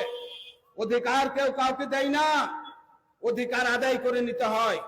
তাই অনেক কথাই ছিল, সেগুলো বলা যাবে না। একবার এই মসজিদের দিকে আসবো, তাহলে আমাদের অনেক কি হচ্ছে, গরু কুরবানি করা নিষিদ্ধ, ভারতবর্ষের আইনে গরু করা নিষেধ, আপনি করতে পারবেন না, করছেন অন্যায়। আপনি বিহারে যা করে দেখেন, আমরা কয়েকটা জায়গায় লড়াই করতে গেছিলাম, খাসিকে আমাদেরকে গাড়িয়ে নিয়েছিল যে গরু গাড়িয়ে দেশরা। এইরকম করে আপনার যতগুলো ঈদগাহ আছে, কবরস্থান আছে, সব বলছে হুমকি দিয়ে বলে এসছে যে এইগুলো সব ফুটবল খেলা ফিল্ড করবো। মসজিদগুলো এখনো ওদের আন্ডারে চলে যাচ্ছে, খুব তাড়াতাড়ি এটাও একদিন হবে, দেখবেন, শুনতে পাবেন। ভাইরা আমার, এইরকম করে 3 তালাকের উপরে কেস হলো। দেখুন আমাদের শত্রু কারা, 3 তালাকের উপরে কেস হচ্ছে। তো সময় হয়ে গেল, এটা বলে আমি শেষ করব। যাই হোক, তো একটা মেয়ে, ব্যারিস্টার মেয়ে, সে লড়াই করছে পার্লামেন্টে, কিন্তু আর একটা দাড়িওয়ালা, এমন বড় মাথা বড়, আমাদের ভোটে উনি এমপি হলেন, আর এত বড় বড় দাড়ি, লুঙ্গি খুলে গেল, আর লাগবে না কিছু। সে বলছে কি এটা আহলে হাদিসদের কথা, এটা সালফিদের কথা, আপনার এই আসামের এই ভদ্রলোক। হ্যাঁ, বুঝলেন? তাহলে আপনার শত্রুটা কে? তাই আপনাদেরকে বলবো, একতা অর্জন করতে হবে। একতা অর্জন করে এই যে সাইফুল সাহেবের আওয়াজ সব মিলে, বন্ধু বান্ধব মিলে যে মসজিদ হয়েছে, আপনারা সবাই আসবেন, অন্তর খুলে দান করবেন। এই মসজিদ যেন কিয়ামত পর্যন্ত জারি থাকে। আমি বারে নামাজ পড়ে দেখছি মসজিদ কিন্তু বিশাল বড় হয়ে গেছে। আমরা চেষ্টা করছি, আমিও ব্যক্তিগতভাবে কিছু করার। যাই হোক না কেন, যদি প্রথম থেকে হতো তাহলে আমি কিছুটা করার চেষ্টা করতাম। মানে অনেক মসজিদ আমার হাত দিয়ে হয়েছে, অনেক মাদ্রাসারও প্রতিষ্ঠাতা আমি। আর আমার এই মাদ্রাসা ফাতেমাতুজ জাহরা লিল বানাত, আপনারা যে কোনো কারণে হোক না কেন, মেয়েদেরকে, অনেক মেয়েরা বেসকাত পর্যন্ত পড়ে নিয়েছে, বলছে আমরা কোচিনে যাচ্ছি। মেয়েদেরকে দেন, ভুল বোঝাবুঝি ছাড়ুন, অন্যায় কোনোদিন করবেন না। আর যদি অন্যায় করে, কুরবান ডাক্তারকে জুতা মেরে সোজা করবেন, এটা আমি আপনাদের লিখিত দিয়ে যাচ্ছি। তাই আসুন, মেয়েদেরকে আরবি ডাক্তার করুন, ইঞ্জিনিয়ার করুন, উকিল ব্যারিস্টার করুন, তার সাথে সাথে আরবিটা কমসে কম দেন। আপনি মরে গেলে যেন অন্য একটা তালবিল হায়ার করতে না হয়, শিক্ষা আপনি দেন সেই ছেলেটাকে, যেন ছেলেটা আপনার কাছে কবর জিয়ারত করতে পারে, আপনার জন্য দোয়া করতে পারে, আপনার জানাজা পড়াতে পারে। এই অনুরোধ আমি আপনাদের কাছে রাখছি। রেখে আপনাদের সকলের সুস্বাস্থ্য, দীর্ঘায়ু, ইমানি জিন্দেগি আমি কামনা করে, আমি বয়স অনেক হয়ে গেছে, তবে দাঁড়িয়ে অনেক কিছু বললাম। ভাইরা আমার, পর্যাপ্ত পরিমাণে দান করবেন। দানের জন্য আমাদের দানের রাজা আপনার মৌলানা মঞ্জারুল ইসলাম সাহেব, আমার দীর্ঘদিনের বন্ধু, এবং আমি একটা জায়গায় যেতে পারিনি আমার জন্ডিস হওয়ার জন্য। প্রথম ওনাকে আমি দিয়েছিলাম, ওদেরকে বলে দিলাম যে আমি যেতে পারলাম না, আমি একজনকে দিলাম, নাম মঞ্জার, দেখতেও মঞ্জার। হ্যাঁ, আব্দুল হাব সাহেব বলতেন যেমন মঞ্জার তেমনি দেখতেও খুব মঞ্জার। তো ভাই আপনাদের খুব গজল শোনাতে পারবে এবং খুব ভালো বক্তৃতা করবে আল্লাহর রহমতে। আমি প্রতি বছর 8টা 10টা করে জালসায় নিয়ে গেছি। এখন আমাকে স্কুল কলেজে ডাক হচ্ছে অনেক সেমিনারে, ভালো সায়েন্স ইসলাম এর উপরে, সেখানে যাই। তো আপনারা দোয়া করবেন, আমি আপনাদের জন্য দোয়া করব। আর এই মসজিদে আপনার পর্যাপ্ত পরিমাণে দান করবেন, এই অনুরোধ রেখে আপনাদের সকলের সুস্বাস্থ্য, দীর্ঘায়ু, ইমানি জিন্দগি কামনা করে শেষ করছি। আসসালামু আলাইকুম ওয়া রাহমাতুল্লাহ। যাক আলহামদুলিল্লাহ, আমরা গভীর জ্ঞানের মানুষ ডাক্তার কুরবান আলী সাহেবের মুখ থেকে যে গুরুত্বপূর্ণ কথাগুলো শুনলাম। চিন্তা ভাবনা আমরা করবো সকলে যেন আমরা ভালো পথে চলতে পারি এবং ইসলামের তরদিকেই যেন বাঁচতে পারি, যেন ইসলামকে রক্ষা করতে পারি। আল্লাহ আমাদের আমিন। একটা কথা, হ্যাঁ, আমি আমার তরফ থেকে মসজিদে 5000 টাকা আমি ঠিক মতো পৌঁছে দেবো। 5000 টাকা আমার নাম লিখে নাও। 5000 টাকা, বেশি ধরিস না বাবা। ঠিক আছে, আলহামদুলিল্লাহ। যাক, আপনারা সবাই জানছেন যে বিরাট ধর্মীয় জালসা হতে গেলে এটা জামে মসজিদের উন্নতি করবে জালসা, যার জন্য এক ভূমিয়া বক্তব্য হয়ে চলে গেলেই হবে না, আপ ডাউন করতে হবে। এবার যে বক্তাকে আপনাদের সামনে দেব, আমাদের দৃষ্টে কতগুলো নাম এসে পড়ে আছে, আমি এমনি করে দেব, কিন্তু তিনি আবার দোয়া করবেন। এখন যিনি আসবেন তিনি আংশিক বক্তব্য রেখে আপনাদের দানের দোয়া করবেন। আপনারা তখন সবাই দান দেবেন, দানের দোয়া একঝোঁক হয়ে যাবে। তারপরে আবার মাঝে বক্তৃতা হবে, তারপরে আবার দোয়া হবে। সব রকমই যাতে করে হয়, এই চিন্তা ভাবনা করে আমরা আপনার বক্তা আপনাদের সামনে নিয়ে আসছি। এখন পর্যন্ত যে দানগুলো এসে পড়ে আছে আমাদের লিস্টে, নাম কি সবটি আমি বলে দেবো, কিন্তু বক্তা পরে দোয়া দিবেন। যেমন সর্বপ্রথমে একটা ছোট্ট দান শুরু হয়েছে আব্দুল মালিক বেড়া 20 টাকা দিয়ে। সেলিম শেখ দিয়েছে 500 টাকা, আসিফ শেখ 100 টাকা, নুরুল ইসলাম 50 টাকা, গাফফার শেখ 100 টাকা, সাদেক, যাকে সাধু বলে আমরা জানি, 500 টাকা, জামাল শেখ 500 টাকা, বেনামিতে 200 টাকা, গোকুল শেখ দিয়েছেন 1000 টাকা, ইসাহাক 1000 টাকা, মাজেদ আলী 200 টাকা, বাবলু উর্ফে চেনারুল, মানে বাবলু আপনার, হ্যাঁ, গাড়ির ওনার 2000 টাকা। আর ডাক্তার দিল মোহাম্মদ সাহেব তিনি দিয়ে গেছেন 1000 টাকা। মুয়াজ্জিন শেখ দিয়েছেন 200 টাকা। আর আকু হিরানপুর, মানে আমাদের ইনসাফ ভাইয়ের জামাই, ওর বাড়ি আমি গেছি, ওর বাড়িতে শুয়ে থেকেছি। আমি ওই গ্রামে জালসা করতে যাই রানীপুর, আল্লাহ খুব ভালো জায়গাতে রেখেছেন। আকু হিরানপুর 50 ব্যাগ সিমেন্ট, 50 ব্যাগ সিমেন্ট দিয়েছেন এই মসজিদে। আব্দুর রহমান আরাহান দিয়েছেন 500 টাকা ফোন পেতে।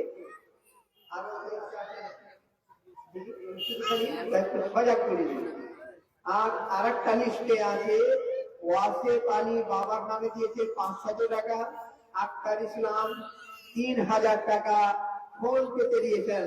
বেনামিতে 500, ডাক্তার কুরবান আলী সাহেব দিয়েছেন 5000 টাকা।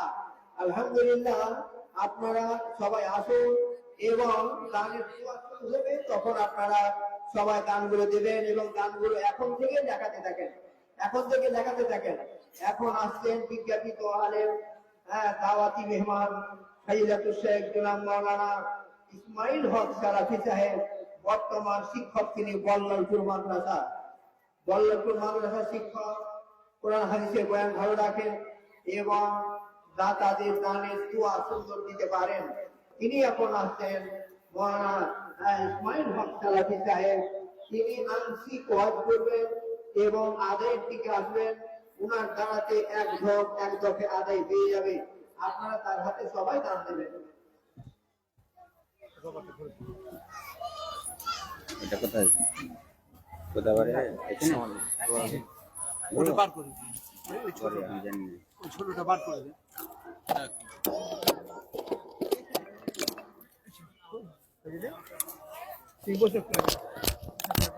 হ্যাঁ জান আপনি জান।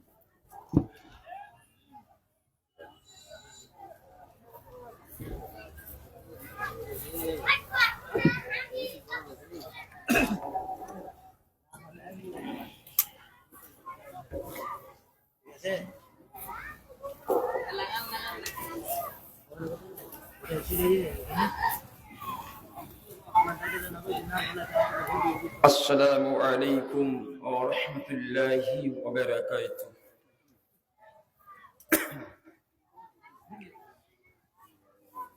إن الحمد لله نحمده ونستعينه ونستغفره ونعوذ بالله من شرور أنفسنا ومن سيئات أعمالنا. من يهده الله فلا مضل له ومن يضلل فلا هادي له. وأشهد أن لا إله إلا الله وحده لا شريك له. وأشهد أن محمدا عبده ورسوله الذي أرسله بالحق بشيرا ونذيرا وداعيا إلى الله بإذنه وسراجا منيرا. أما بعد فإن خير الأصدق الحديث كتاب الله وخير الهدي هدي محمد صلى الله عليه وسلم وشر الأمور محدثاتها وكل محدثة بدعة وكل بدعة ضلالة وكل ضلالة في النار. أما بعد فأعوذ بالله من الشيطان الرجيم. بسم الله الرحمن الرحيم. كل نفس ذائقة الموت وإنما توفون أجوركم يوم القيامة فمن زحزح عن النار وأدخل الجنة فقد فاز وما الحياة الدنيا إلا متاع الغرور. وقال النبي صلى الله عليه وسلم من بنى لله مسجدا بنى له بيتا في الجنة.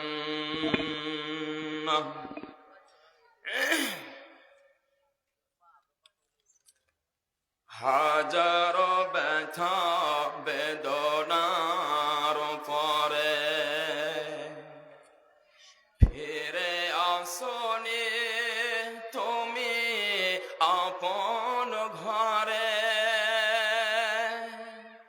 দিনের আলো তুমি ছড়িয়ে দিতে চলে গেলে মদিনা মক্কা ছেড়ে। হে রাসূল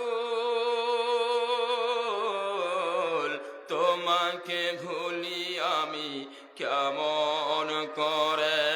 হে রাসূল তোমাকে ভুলি আমি কেমন করে। খেয়ে না খেয়ে দিন প্রচারের কাজে নিজেকে দিয়েছ বিলিয়ে। তাই ফেরে কাফেরেরা চিল্ল না সে আলো দুষ্ট ছেলেদের পিছু দিল নিয়ে। খেয়ে না খেয়ে দিন প্রচারের কাজে নিজেকে দিয়েছ বিলিয়ে। তাই ফেরে কাফেরেরা চিল্ল না এ আলো দুষ্ট ছেলেদের পিছু দিল লেলিয়ে। পাথরের আঘাতে ক্ষত বিক্ষত হয়ে সারা শরীর থেকে রক্ত ঝরে। হে রাসূল তোমাকে ভুলি আমি কেমন করে। হে রাসূল তোমাকে ভুলি আমি কেমন করে। হেরার গোহায় তোমার এই ধাম, আসমান থেকে নামে আল কোরআন। হেরার গোহায় তোমার এই ধাম, আসমান থেকে নামে আল কোরআন। ভাঙলো সবার ভুল তোমার পরে, আসলো কোরআনের ছায়া তলে।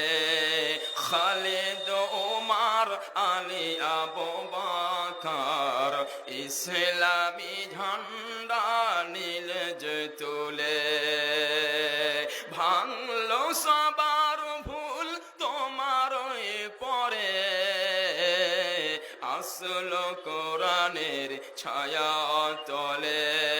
খালিদ ওমর আলী আবু বকর ইসলামী ঝান্ডা নীল যে তুলে। আলামিন তুমি যে ছিলে সদা সকল মানুষের তরে। হে রাসূল তোমাকে ভুলি আমি কেমন করে। হাজারো ব্যথা বেদনার পরে, হাজারো ব্যথা বেদনার পরে ফিরে আসুনি তুমি আপন ঘরে। দিনের আলো তুমি ছড়িয়ে দিতে, চলে গেলে মদিনা মক্কা ছেড়ে। হে রাসূল তোমাকে ভুলি আমি কেমন করে।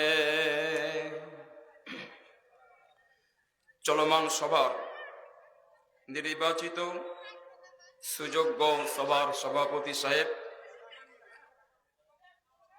স্টেজে উপবিষ্ট আকাশের সাদৃশ্য আলেম ওলামাগণ, সামনে বসে থাকা দিনদার ইমানদার সুপ্রিয় ইসলাম প্রিয় আমার ভাই ও আব্বাজানেরা, পর্দার অন্তরালে তথা প্রজেক্টের মাধ্যমে দেখনেওয়ালি সম্মানিয়া দিন প্রিয়া আমার প্রাণ প্রিয়া মা খালা স্নেহের বোনেরা, সর্বপ্রথম সে আল্লাহ সুবহানাহু ওয়া তাআলার প্রশংসা যে আল্লাহ আমাকে আপনাকে সুন্দর সুঠামো জ্ঞান বুদ্ধি বিবেক, দুইটি হাত দুইটি পা দুইটি চক্ষু দুইটি কর্ণ এরপরে মানুষ রূপে প্রেরণ করেছেন। তিনি হচ্ছেন আল্লাহ।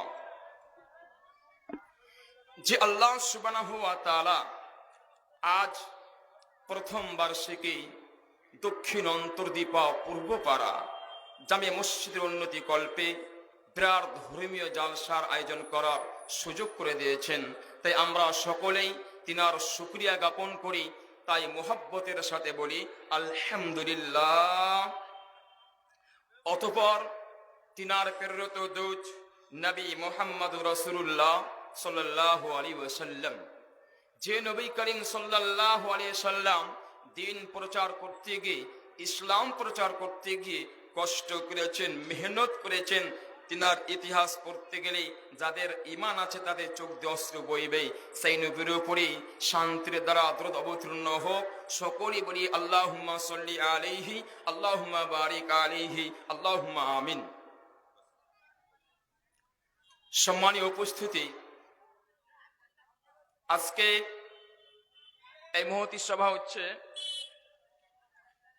দক্ষিণ অন্তর্দীপা তথা পূর্বপাড়া জায় মসজিদের উন্নীত কল্পে। এই দিনটি আগে থেকে নির্দিষ্ট, এটা আমরা সকলেই জানি। যাই হোক, আমি আপনাদের সামনে পবিত্র গ্রন্থ আল কোরআন সূরা আল ইমরান সূরা নাম্বার 3 আয়াত নাম্বার 185 শুধুমাত্র একটি আয়াত তেলাওয়াত করেছি এবং বিশ্বনবীর একটি হাদিস পরিবেশন করেছি। ইনশাআল্লাহ অত্র আয়াতকে সামনে রেখে আজকের আমার আলোচ্য বিষয় আলোচনা ইতি টানব আমার মাবুদ তৌফিক দেন তো।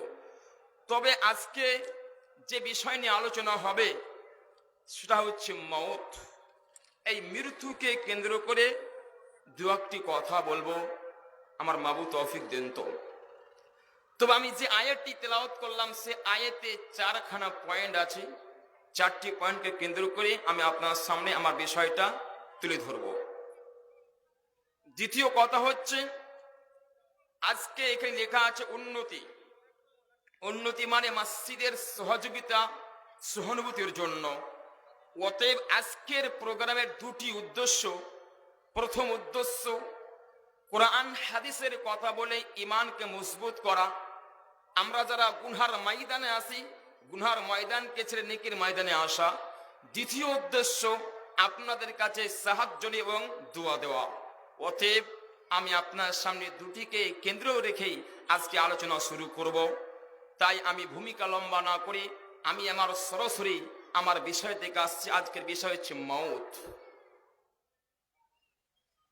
বিসমিল্লাহির রহমানির রহিম। কুল্লু নাফসিন যায়িকাতুল মাউত। সমস্ত জীবকে মরণের স্বাদ গ্রহণ করতে হবে।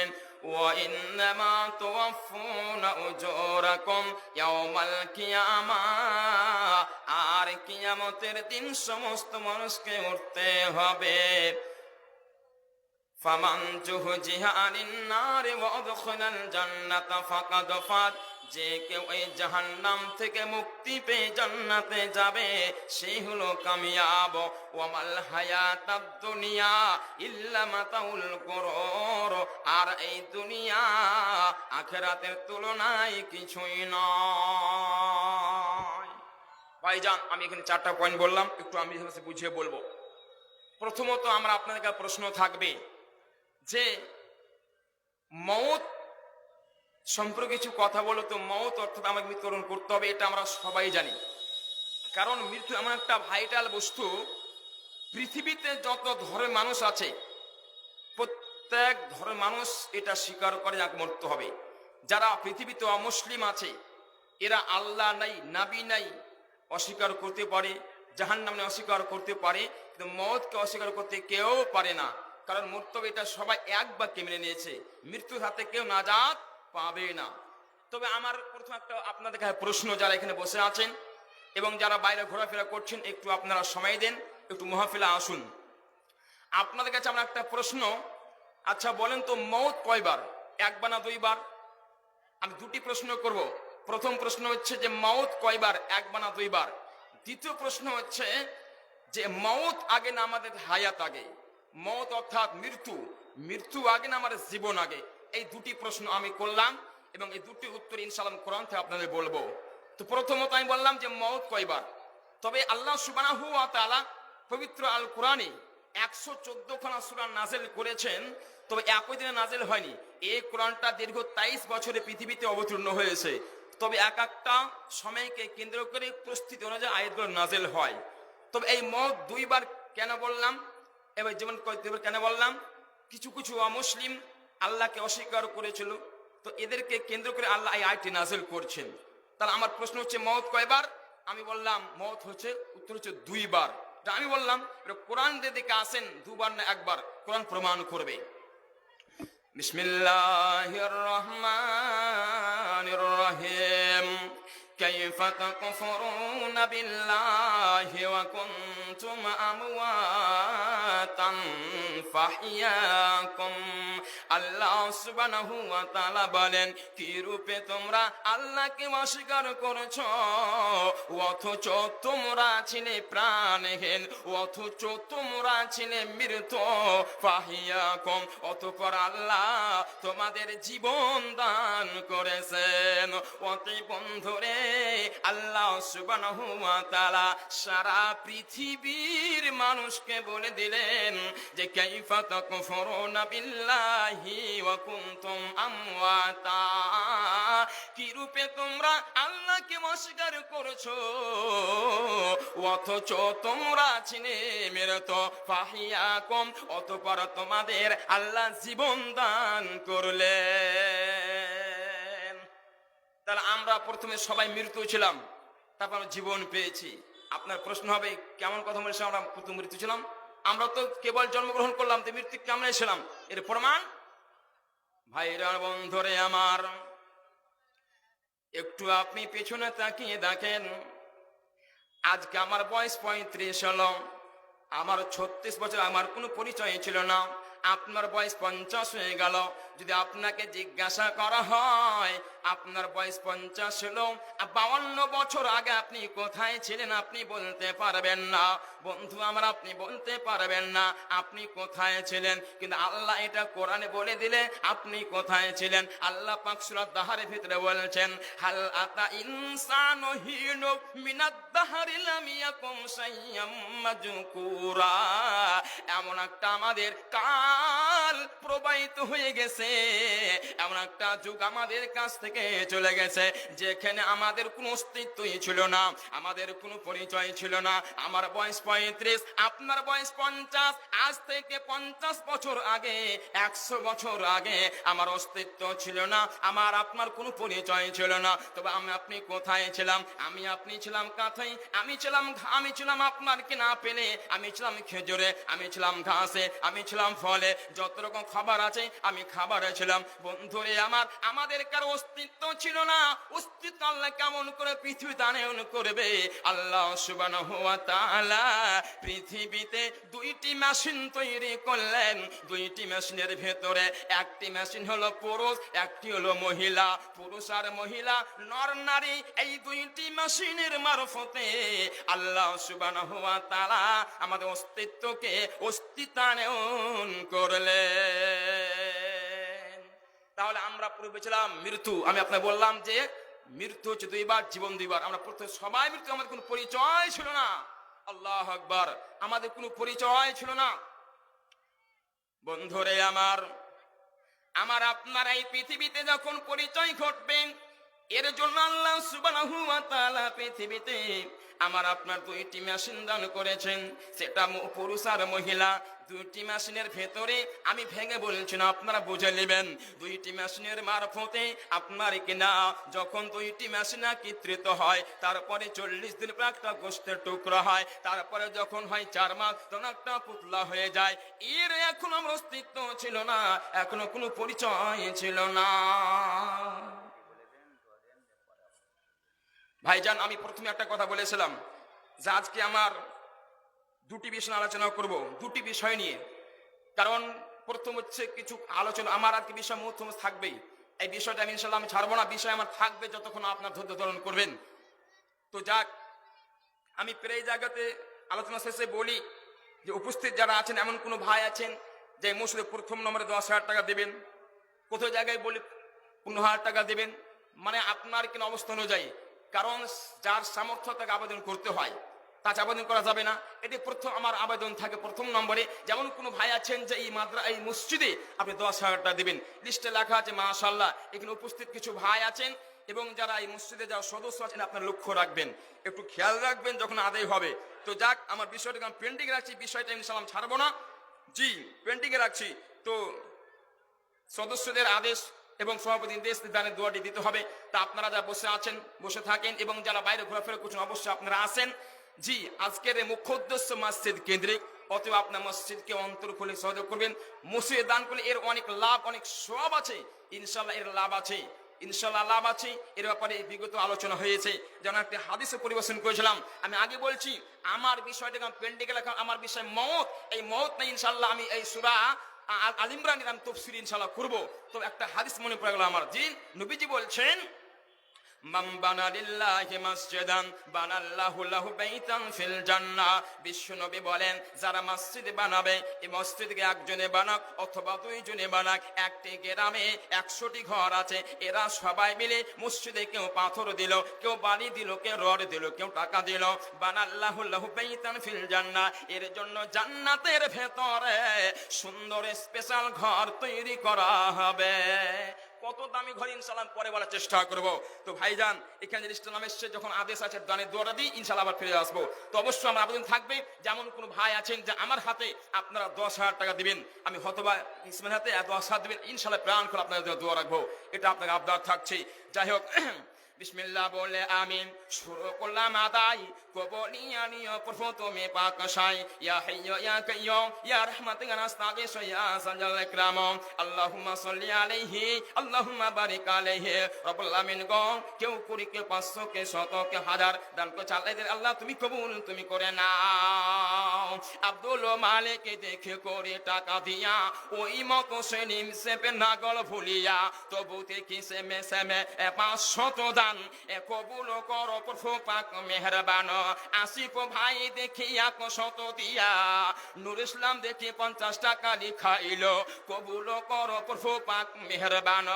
গাফার শেখে দেখি 100 দিয়া, সাদেক আবা দেখি দিল 500 লিখাইল, সেমে সেমে যত দানা কাগজ লিখাইল, কবুল করো প্রভু পাক মেহেরবান। জামাল শেখে দেখি 500 দিয়া, ওই মতো 200 নাম না বলিয়া, গোকুল ভাই দেখি আবার 1000 দান গ্রহণ করো প্রভু পাক মেহেরবান। ইসহাক আবার দেখি 1000 দিয়া, মাঝে দালি কফু না ভুলিয়া, বাবলু শেখ আবার দেখি মাশাআল্লাহ 2000 টাকা দিয়েছেন, বাবলু শেখ আবার দেখি 2000 দান এ কবুল করো প্রভু পাক মেহেরবান। মরজুমে শেখে দেখি আবার, মরজুম শেখে দেখি 200 দান এ কবুল করো প্রভু পাক মেহেরবান। ডাক্তার দিল মোহাম্মদ, এই যে ডাক্তার সাহেব দিয়েছেন 1000 টাকা। ভাইজান, মসজিদে জালসা হচ্ছে, মসজিদে জালসা হচ্ছে, তো আপনার দান যা দেখলাম 500, 1000, জি প্রায় জায়গাতে আপনার দেখে দানের পরিমাণটা আপনার হয়ে যায়। ডাক্তার দিলওয়ার হোসেনকে বলবো আপনি কমপক্ষে 5,000 টাকা পূরণ করেন ভাইজান। ডাক্তার দিল মোহাম্মদ সাহেব, আপনি অবশ্যই 5,000 টাকা পূরণ করবেন। আচ্ছা, হ্যাঁ, এরকম অনেকে আছেন, পারবেন, আসুন মোহাম্মদের সাথে আসেন, সবাই আসবেন, সবারই কাছে অনুরোধ থাকছে, সবাই মিলে যদি আপনারা সবাই আসেন, জাযাকাল্লাহ। আরো দেখি খাতা বেচে, বলেন, আরো দেখি খাতা বেচেন নাম লিখাইল, সকলের দান বাড়ি করিও কবল।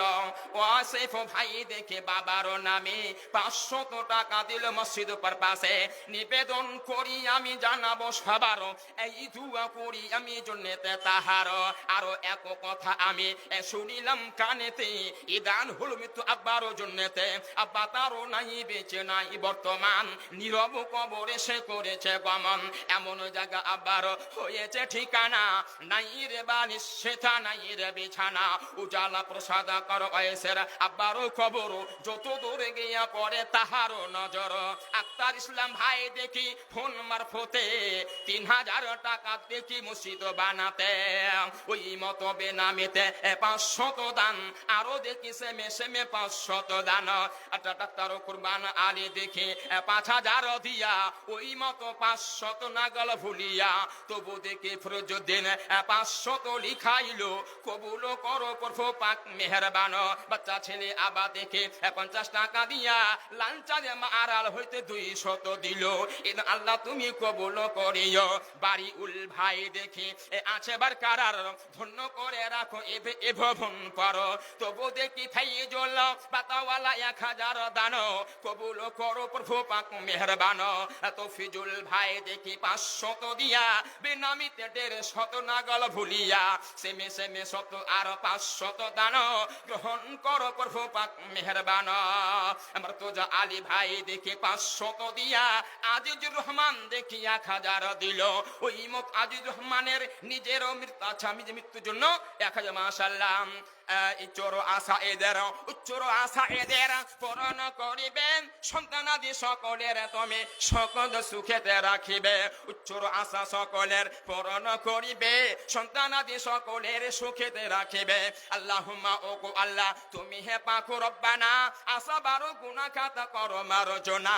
এ জাহিরা বাতিনা গুনাহ যত আছে এদের ক্ষমা করে দিও প্রভু দয়াতে তোমার। তুমি না করিলে ক্ষমা কে করিবে আর, তুমি অতি দয়াময় দর ভান্ডার। একাতরে তোমার কাছে বলি বারবার ওয়ানা আসে পশুরাত করে দিয়া পারো। রব্বানা তাকাব্বাল ইন্নাকা আনতাদ দুআ। আমিন আমিন সুম্মা আমিন। মাশাআল্লাহ, আপনি অবশ্যই দাম করে লিখাবেন। আমার বিষয় মওত সম্পর্কে চলছে, ইনশাআল্লাহ মওত নিয়ে ইনশাআল্লাহ আলোচনা চলতে থাকবেন। তা আমি প্রথম প্রশ্ন করেছিলাম যে মওত কবে, 2 বার না 1 বার? আমি 2 বার বলেছিলাম। তাহলে আমরা প্রথম মৃত্যু ছিলাম, তা আল্লাহ পাক জীবন দান করেছে। এবার আমরা যেটা মৃত্যুবরণ স্বাভাবিক মৃত্যুবরণ করছি, এরপর আমরা মৃত্যুবরণ করব। তা আল্লাহ পাক সেটাও তারপর কি বলছেন, সুম্মা ইউমীতুকুম সুম্মা ইউহয়ীকুম সুম্মা ইলাইহি তুরজাউন। সুম্মা মানে হলো আবার, আবার শব্দটা তখনই ব্যবহার করা হয় যেটা পূর্বে ঘটে যায়। অতএব সুম্মা ইউমীতুকুম আবার আমাদের মৃত্যু হবে, আবার আমাদেরকে মরতে হবে। সুম্মা ইউহয়ীকুম আবার আমাদের জীবন দান করা হবে। আমরা যখন কবরে চলে যাব আমাদের জীবন হবে, কবরটা আখিরাতে প্রথম মানজিল, কিয়ামতের মাঠে যাব আমরা আবার জীবিত হব। আবার বলছেন সুম্মা ইলাইহি তুরজাউন, এবং আল্লাহর নিকট আবার আমাদেরকে ফিরে যেতে হবে। জি, মরতে এটা আমরা সবাই জানি, মরতে তো হবেই। শুধু মরলেই শেষ নয়, মরার পরে আমাদেরকে সুম্মা ইলাইহি তুরজাউন আল্লাহর নিকটে ফিরে যেতে, ভাইজান সবাইকে আল্লাহর নিকটে ফিরে যেতে হবে। যার জন্য আমার যেটা বিষয় ছিল কি কি ছিল, কি নাম তোমার? আচ্ছা, এ সাহেব বসেকে দেখে 100 দান কবুল করো প্রভু পাক মেহেরবান। আরো এক কথা আমি শুনিতে পাইলাম কানে, এদান হল মৃত্যু নানার জন্যতে, নানা তারও নাই বেঁচে নাই বর্তমান, নীরব কবরে সে করেছে গমন। কবরে থাকে যদি কোন বালা মুসিবতে, উদ্ধার নিও লাতির দান বদলেতে। রব্বানা তাকাব্বাল ইন্নাকা আনতাদ দুআ। আমিন আমিন সুম্মা আমিন। ও তো আল্লাহ পাক বলছেন ওয়া ইন্নামা তুওয়াফফুনা উজুরাকুম ইয়াউমাল কিয়ামাহ। আবার আমাদেরকে জীবন দান যখন করা হবে সুম্মা ইলাইহি, আল্লাহর কাছে ফিরে যেতে হবে। এরপরে কিয়ামতের মাঠে আল্লাহ সুবহানাহু ওয়া তাআলা আমাদের সমস্ত কর্মের ছোট বড় প্রত্যেকটা প্রতিদান দেবেন। কিয়ামতের মাঠে হিসাবের ময়দানে কারো ওপরও পরিমাণ অত্যাচার করবে না, জুলুম করবে না, অন্যায় করা হবে না। আল্লাহ সুবহানাহু ওয়া তাআলা কিয়ামতের মাঠে ন্যায় বিচার করবেন, সঠিক বিচার করবেন।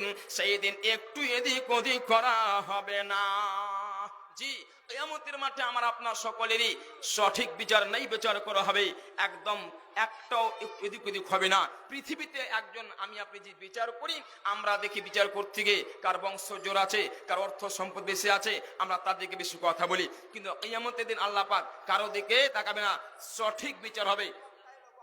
যেমন যেমন কর্ম তেমন তেমন সেদিন বিচার করা হবে, একটু 19-20 করা হবে না ভাইজান। সেদিন কারো উপায় থাকবে না। তবে কিয়ামতের মাঠে সবচেয়ে উত্তম ব্যক্তি কি হবে?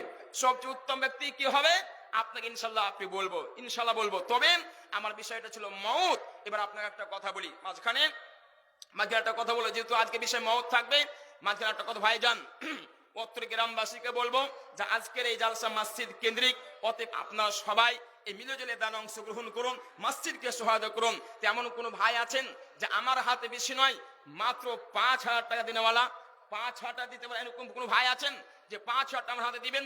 জি, 5,000 টাকা বিষয় নিয়ে মাত্র 5,000 টাকা চেয়েছি। আমার বিষয়টা ছিল মওত। আপনাদের একটা প্রশ্ন হবে, আচ্ছা বলেন দেখি মওত আগে না জীবন আগে?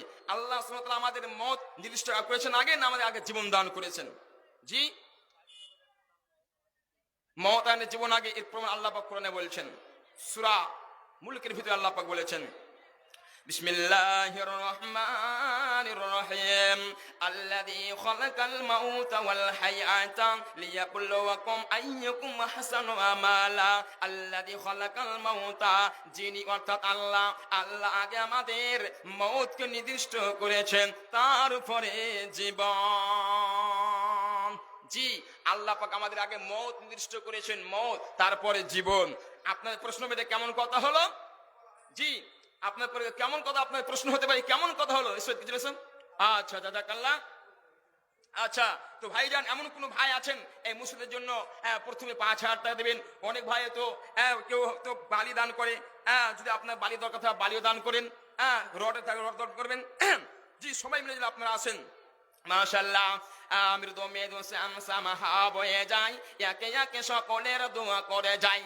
আজ জুরের বৌমা আবার দেখি 200 দানো, কবুল করো প্রভু পাক মেহেরবান।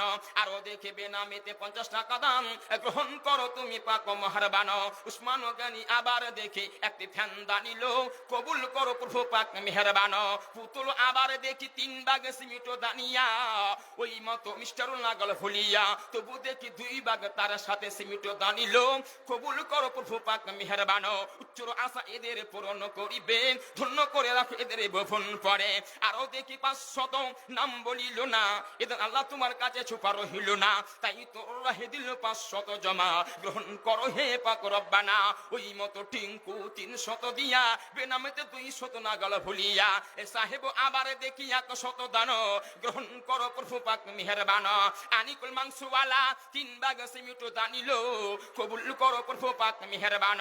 আল্লাহুম্মা, ওগো আল্লাহ, তুমি হে পাক রব্বানা, বিপদের বেড়া জালে কবু ফেলিবে না, কবু যদি বিপদের ফাঁড়ি এসে যায় পার করে নিবে বাবু তোমার কৃপায়। এই আদানে প্রদানে আর শয়নে স্বপনে রাখিও সকলকে তোমার সুখের ভুবনে।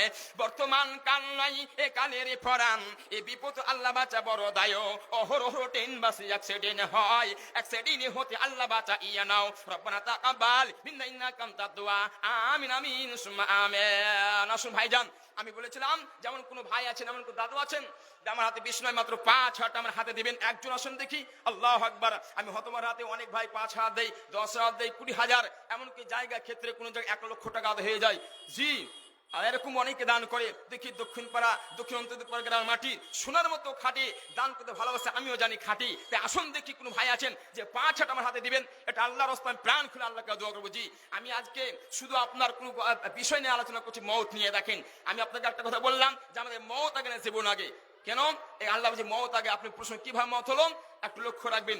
এর তাফসীরটা আপনি দেখবেন, সূরা দাহরের তাফসীর দেখে পেয়ে যাবেন, সূরা আলে ইমরানের তাফসীর দেখে পেয়ে যাবেন যে পৃথিবী সৃষ্ট 50 বছর পূর্বে আমার আপনার কি নাম ভাই আপনার কি কাজ করছেন আপনি? শুনেন শুনেন।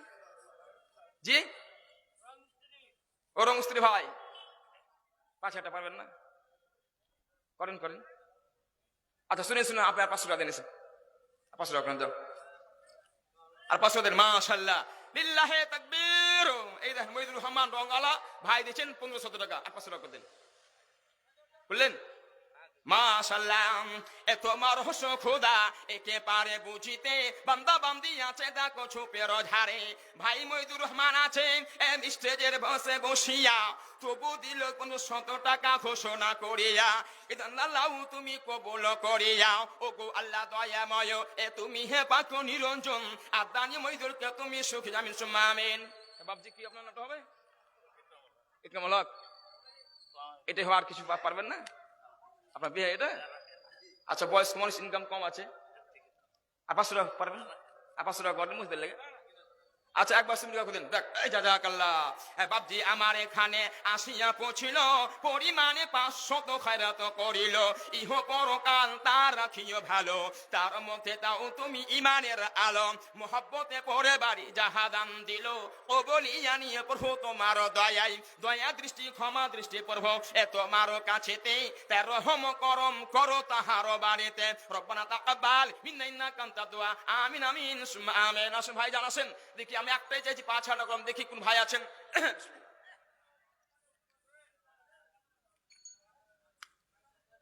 অনেক ব্যক্তি আছে 10 দিতে পারবেন? জি 10 জি 7 মিনিট সময়।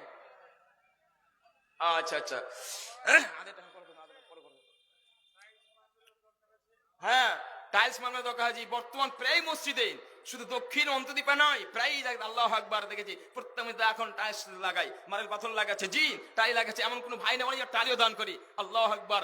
হ্যাঁ প্রায় জায়গাতে আপনার টালি দান করি। আপনার ফারাক্কা থানা একটি গ্রাম আছে আপনার ব্রাহ্মণ গ্রাম, সেখানে প্রোগ্রাম করছিলাম। তাদের করতে গিয়ে একজন ভাই বললেন যে যত টালি আমি সমস্ত টালি দান করে দেবো। আল্লাহ অনেক ভালো, দেখুন ওনার অবস্থা ভালো আছেন তো, যত টালি লাগবে। প্রথম তারা টালি ছিল, দ্বিতীয় টালি সম্পূর্ণ উনি দিলেন।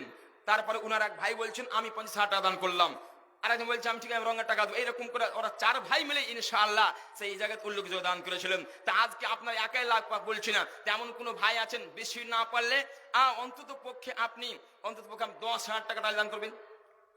আছেন অনেক ভাই আছে, পারবেন আপনি অবশ্যই পারবেন। আসেন তো দেখেন আমার সময় শেষের দিকে হয়ে গেল, আমার বিষয় সম্পূর্ণ হলো না আর আদেশ সম্পূর্ণ হলো না। যাই হোক সময় যেহেতু স্বল্প বিষয়টা ক্লিয়ার করতে পারলাম না ভাইজান। তো আসুন মহব্বতের সাথে আসুন, আমার বিষয় ছিল মত সম্পর্কে ছিল। তো কি বলতে চাচ্ছিলাম, যা আমার প্রশ্ন হচ্ছে মত আগে জীবন পরে কেন? একটু আপনার ছোট্ট উদাহরণ দিচ্ছি, ছোট্ট উদাহরণ দেখুন বুঝতে পারলেন ইনশাআল্লাহ। এই যে আমার কাছে টাকা আছে 500 টাকা নোট ধরলেন, এই 500 টাকা নোটটা আছে আমাকে যদি বাজারে পাঠানো হয় বা আপনাকে বাজারে পাঠালাম, খুব ছোটে বলছি, তাহলে আপনাকে বাজার করতে হলে 500 টাকার বেশি হবে না, 500 কমবে।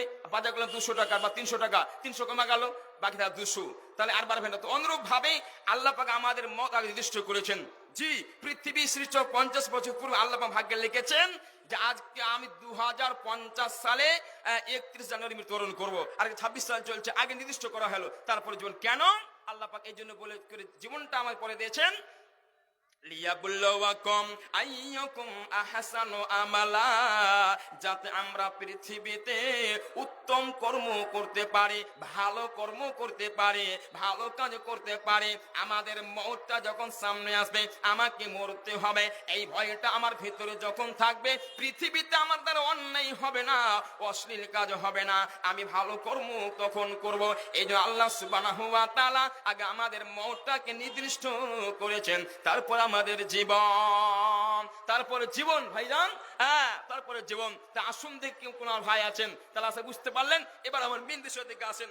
আমার যেটা মেন বিষয় হচ্ছে সেটা কি, আমার মেন বিষয়টা হচ্ছে দেখেন আমি যে সূরা আল ইমরান আয়াতটি তেলাওয়াত করেছিলাম, সূরা আল ইমরান সূরা নাম্বার 3 আয়াত নম্বর 125 আয়াত তর্জমা আমি তাফসীর করেছিলাম। আল্লাহ পবিত্র আয়াতে বলছেন কি দেখেন 3 নম্বর পয়েন্ট, ফামান জুহজিহা আনিন নার ওয়া দুখিলাল জান্নাতা ফাকাদ ফাত, যে কেউ এই জাহান্নাম থেকে মুক্তি পেয়ে, জাহান্নাম থেকে নাজাত পেয়ে জান্নাতে প্রবেশ করে, ফাকাদ ফাদ, সে হলো কামিয়াব। আল্লাহ পাক এখানে বলছেন যে ফামান জুহজিহা আনিন নার, নার মানে আগুন, ফাউদুখিলাল জান্নাতা ফাকাদ ফাত, জান্নাতে প্রবেশ করবে, সে হচ্ছে সবচাইতে উত্তম। কোথায়? কিয়ামতের মাঠে, হিসাবের ময়দানে সবচেয়ে উত্তম হলো সেই ব্যক্তি। কেন কেন কেন? জাহান্নামটা শাস্তির জায়গা, জাহান্নাম কষ্টের জায়গা, আর জান্নাতটা হলো শান্তির জায়গা, জান্নাতটা আরামের জায়গা। জাহান্নামটা কত শাস্তি বলে প্রকাশ করা যাবে না। এই ব্যাপারে আল্লাহ সুবহানাহু ওয়া তাআলা সূরা নাবার ভেতরে বলেছেন, সূরা আবরা গাসিয়ার ভেতরে বলা হয়েছে, সূরা মুলকের ভেতরে বলা হয়েছে। বন্ধুরে আমার, এই গায়ে জাহান্নামটা এত কষ্টের জায়গা, জাহান্নামের আপনার খাবার হবে জাক্কুম গাছের ফল, আপনার খাবার অত্যন্ত গরম পানি, ইল্লা হামিমা ওয়া গাসসাকা, ইল্লা হামিমা ওয়া গাসসাকা বলা হয়েছে। হামিম বলতে এর তাফসীরে বলা হয়েছে, মুফাসসিরগণ লিখেছেন সেই যে পানিকে তাপ দিতে দিতে দিতে গিয়ে যা উষ্ণতা শেষ পর্যায়ে পৌঁছে যায়, এই পানিটা আপনাকে পান করতে দেওয়া হবে। এই পানি পান করলে আপনার ভেতরে যা আছে গলে চলে সব শেষ হয়ে যাবে, কিন্তু আপনার সেখানে জাহান্নামে মওত হবে না, আপনার মৃত্যু হবে না। লা ইয়ামুতু ফিহা ওয়া লা ইয়াহইয়া, সেখানে আপনি মরবেন না আর বাঁচতেও পারবেন না। অতএব বন্ধুরে এর জন্য বলা হলো, ওই যে বলা হলো কি, ফামান জুহজিহা আনিন নারে ওয়া দুখিলাল জান্নাতা ফাকাদ ফাজ, কিয়ামতের মাঠে সবচেয়ে উত্তম ব্যক্তি কে? যারা জাহান্নাম থেকে মুক্তি পেয়ে জান্নাতে প্রবেশ করবে। এরা হচ্ছে সবচাইতে কামিয়াবি। তাই বন্ধুরে আমার, দক্ষিণান্তদ্বীপা গ্রামের মাটিতে এমন কোনো ভাই নাই ওই জাহান্নামতে বাঁচার জন্য জান্নাতের রাস্তাতে বেশি নয়, আমার হাতে আপনি 5,000 টাকা দেবেন। মাটির দেহ মাটি হবে, কিসের কর বাসনা, মরণ চারাগুন নিভিয়ে যাবে, আশা মিটবে না। মাটির দেহ মাটি হবে, কিসের কর বাসনা, মরণ প্রদীপ নিভিয়ে যাবে, আশা মিটবে না। কত জনা এসেছিল এ দুনিয়ার ভেতর, একে একে চলিয়া গেল কবরের ভেতর। তোমাকেও যেতে হবে, কিসের কর বাসনা, জীবন প্রদীপ নিভিয়ে যাবে, আশা মিটবে না। আশা করেন ঘর বাঁধিলাম সাধের বালুর চরে, আশা করেন ঘর বাঁধিলাম সাধের বালুর চরে, সে ঘর আমার উড়িয়ে নিল সর্বনাশ ঝরে। আসলেতে সবই ফাঁকি, আসলেতে সবই ফাঁকি, কবর আমার আসল ঠিকানা, মরণ তো জীবন নিভিয়ে যাবে, আশা মিটবে না। যাই হোক, আমার সময় শেষ, বড় অনেক কিছু বিষয়টা ক্লিয়ার করতে পারলাম না, অনেক বলার কিছু ছিল, এখানে আমি শেষ বিদায় নিচ্ছি। যাই হোক,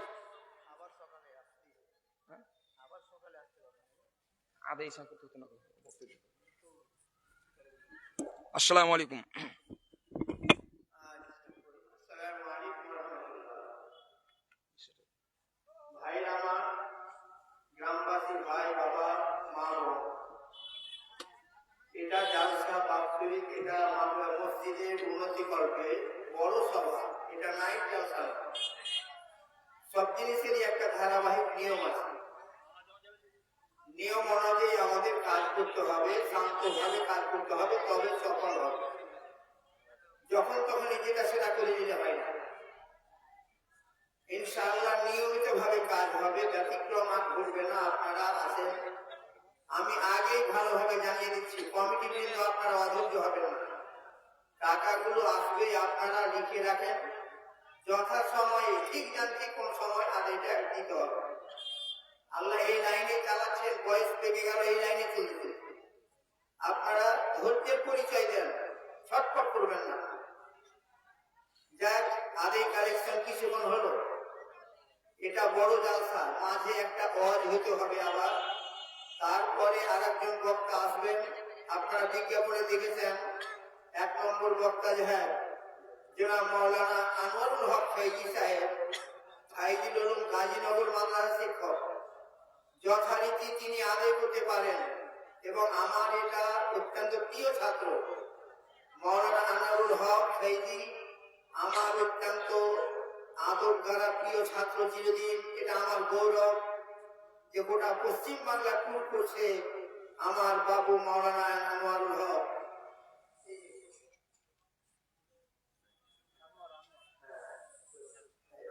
আনোয়ার হক ফৈজি, আলহামদুলিল্লাহ, আল্লাহ তাকে সুস্থ রেখেছেন এবং আপনাদের জালসায় এসেছেন। সে আদায়কারী বক্তাও আর এমনি বক্তাও, কাজে যথাসময় ইনশাআল্লাহ দেব, তার দ্বারা যে আদায় হবে। আর আমি তো আবার আছি, আমার হাতেও আপনারা দেবেন। কাজে মাঝে এখন একটা বক্তব্য হবে, তারপরে মাওলানা আনোয়ারুল হক ফৈজি গাজীনগর মাদ্রাসা তিনি উঠবেন, তার আংশিক বক্তব্য এবং আদায় হবে। তার সঙ্গে সঙ্গে 8 ঘন্টা আমি আপনাদের সামনে মাইকে আসবো।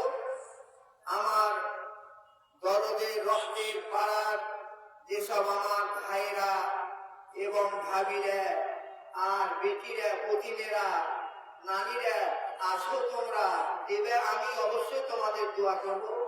আগে পড়ে গেলেও আর উঠতে গেলে সকলে দোয়া করব। নিয়মিত ইনশাআল্লাহ কাজ হবে, অসুবিধা হবে না। এখন পর্যন্ত লোক মজলিসে বসলেন না, ফাঁকা রাখছেন কেন? আপনারা এসে সবাই বসেন বসেন। এবার আসবেন আমাদের অন্তর্দেবা দক্ষিণ অঞ্চলীয় জামে মসজিদের ইমাম মাওলানা মুজাফফর হোসেন সাহেব, তার বক্তব্য এখন। তার পূর্বে একটা গজল আমার একটা বাবু পাঠ করবে, তার নামটা কি বাবু? শাহজামাল। শাহজামাল বলে একটা গজল পাঠ করবে। তারপরে মাওলানা মুজাফফর হোসেন সাহেব কোরআন হাদিসের দৃষ্টিভঙ্গিতে বিষয় ভিত্তিক আলোচনা সুন্দর রাখে। তারপরে ইনশাআল্লাহ মাওলানা আনোয়ার হক ভাইজি গাজীনগর মাদ্রাসা, তাকে আপনাদের সামনে এনে দেব। আংশিক বক্তব্য রেখে তার সে মেন আদায়কারী বক্তা হলো আনোয়ার ভাইজি। আজকের জালসা মেন আদায়কারী বক্তা, যেখানে লম্বা চওড়া 2 ঘন্টা আদায়কারীকে চলতে হয়, তো তার উপরে সেটা দায়িত্বভার। তারপরে প্রধান বক্তা আসবেন বোলপুর, বীরভূম বোলপুর হতে আগত মেহমান ফজিলাতুল শেখ কামরুল ইসলাম সালাফি সাহেব, তিনি আজকের প্রধান বক্তা। মন আনোয়ার হক ভাইজির পরে আদায় কালেকশন হওয়ার পরে কামরুল ইসলাম সাহেব আপনাদের সামনে আসবেন, প্রধান বক্তাকে এনে দেব। এখন গজলের জন্য শাহজামাল, তারপরে মাওলানা মুজাফফর হোসেন। সময় খুব লম্বা চড়া নয়, কম কম সময় আছে। তারপরে মাওলানা আনোয়ার হক ভাইজি আপনাদের সামনে আসবেন।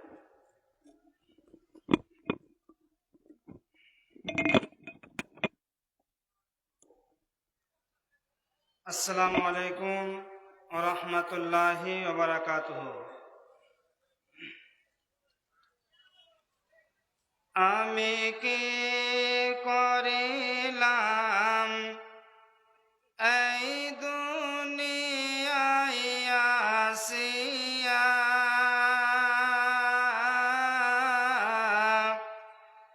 চিন্তা করে দেখো রে মন ভাবিয়া। আমি কি করিলাম এই দুনিয়ায় আসিয়া, চিন্তা করে দেখো রে মন ভাবিয়া। দিন দুনিয়ার মহাব্বতে পড়িয়া,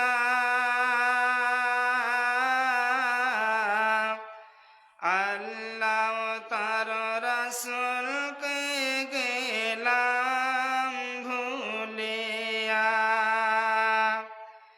আমি কি করিলাম এই দুনিয়ায় আসিয়া, চিন্তা করে দেখো রে মন ভাবিয়া। কারো বাবারে কারো ঘর,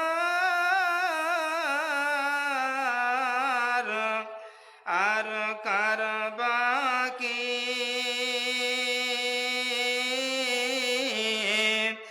যখন চইলা যাইবে রে তোর প্রাণ পাখি।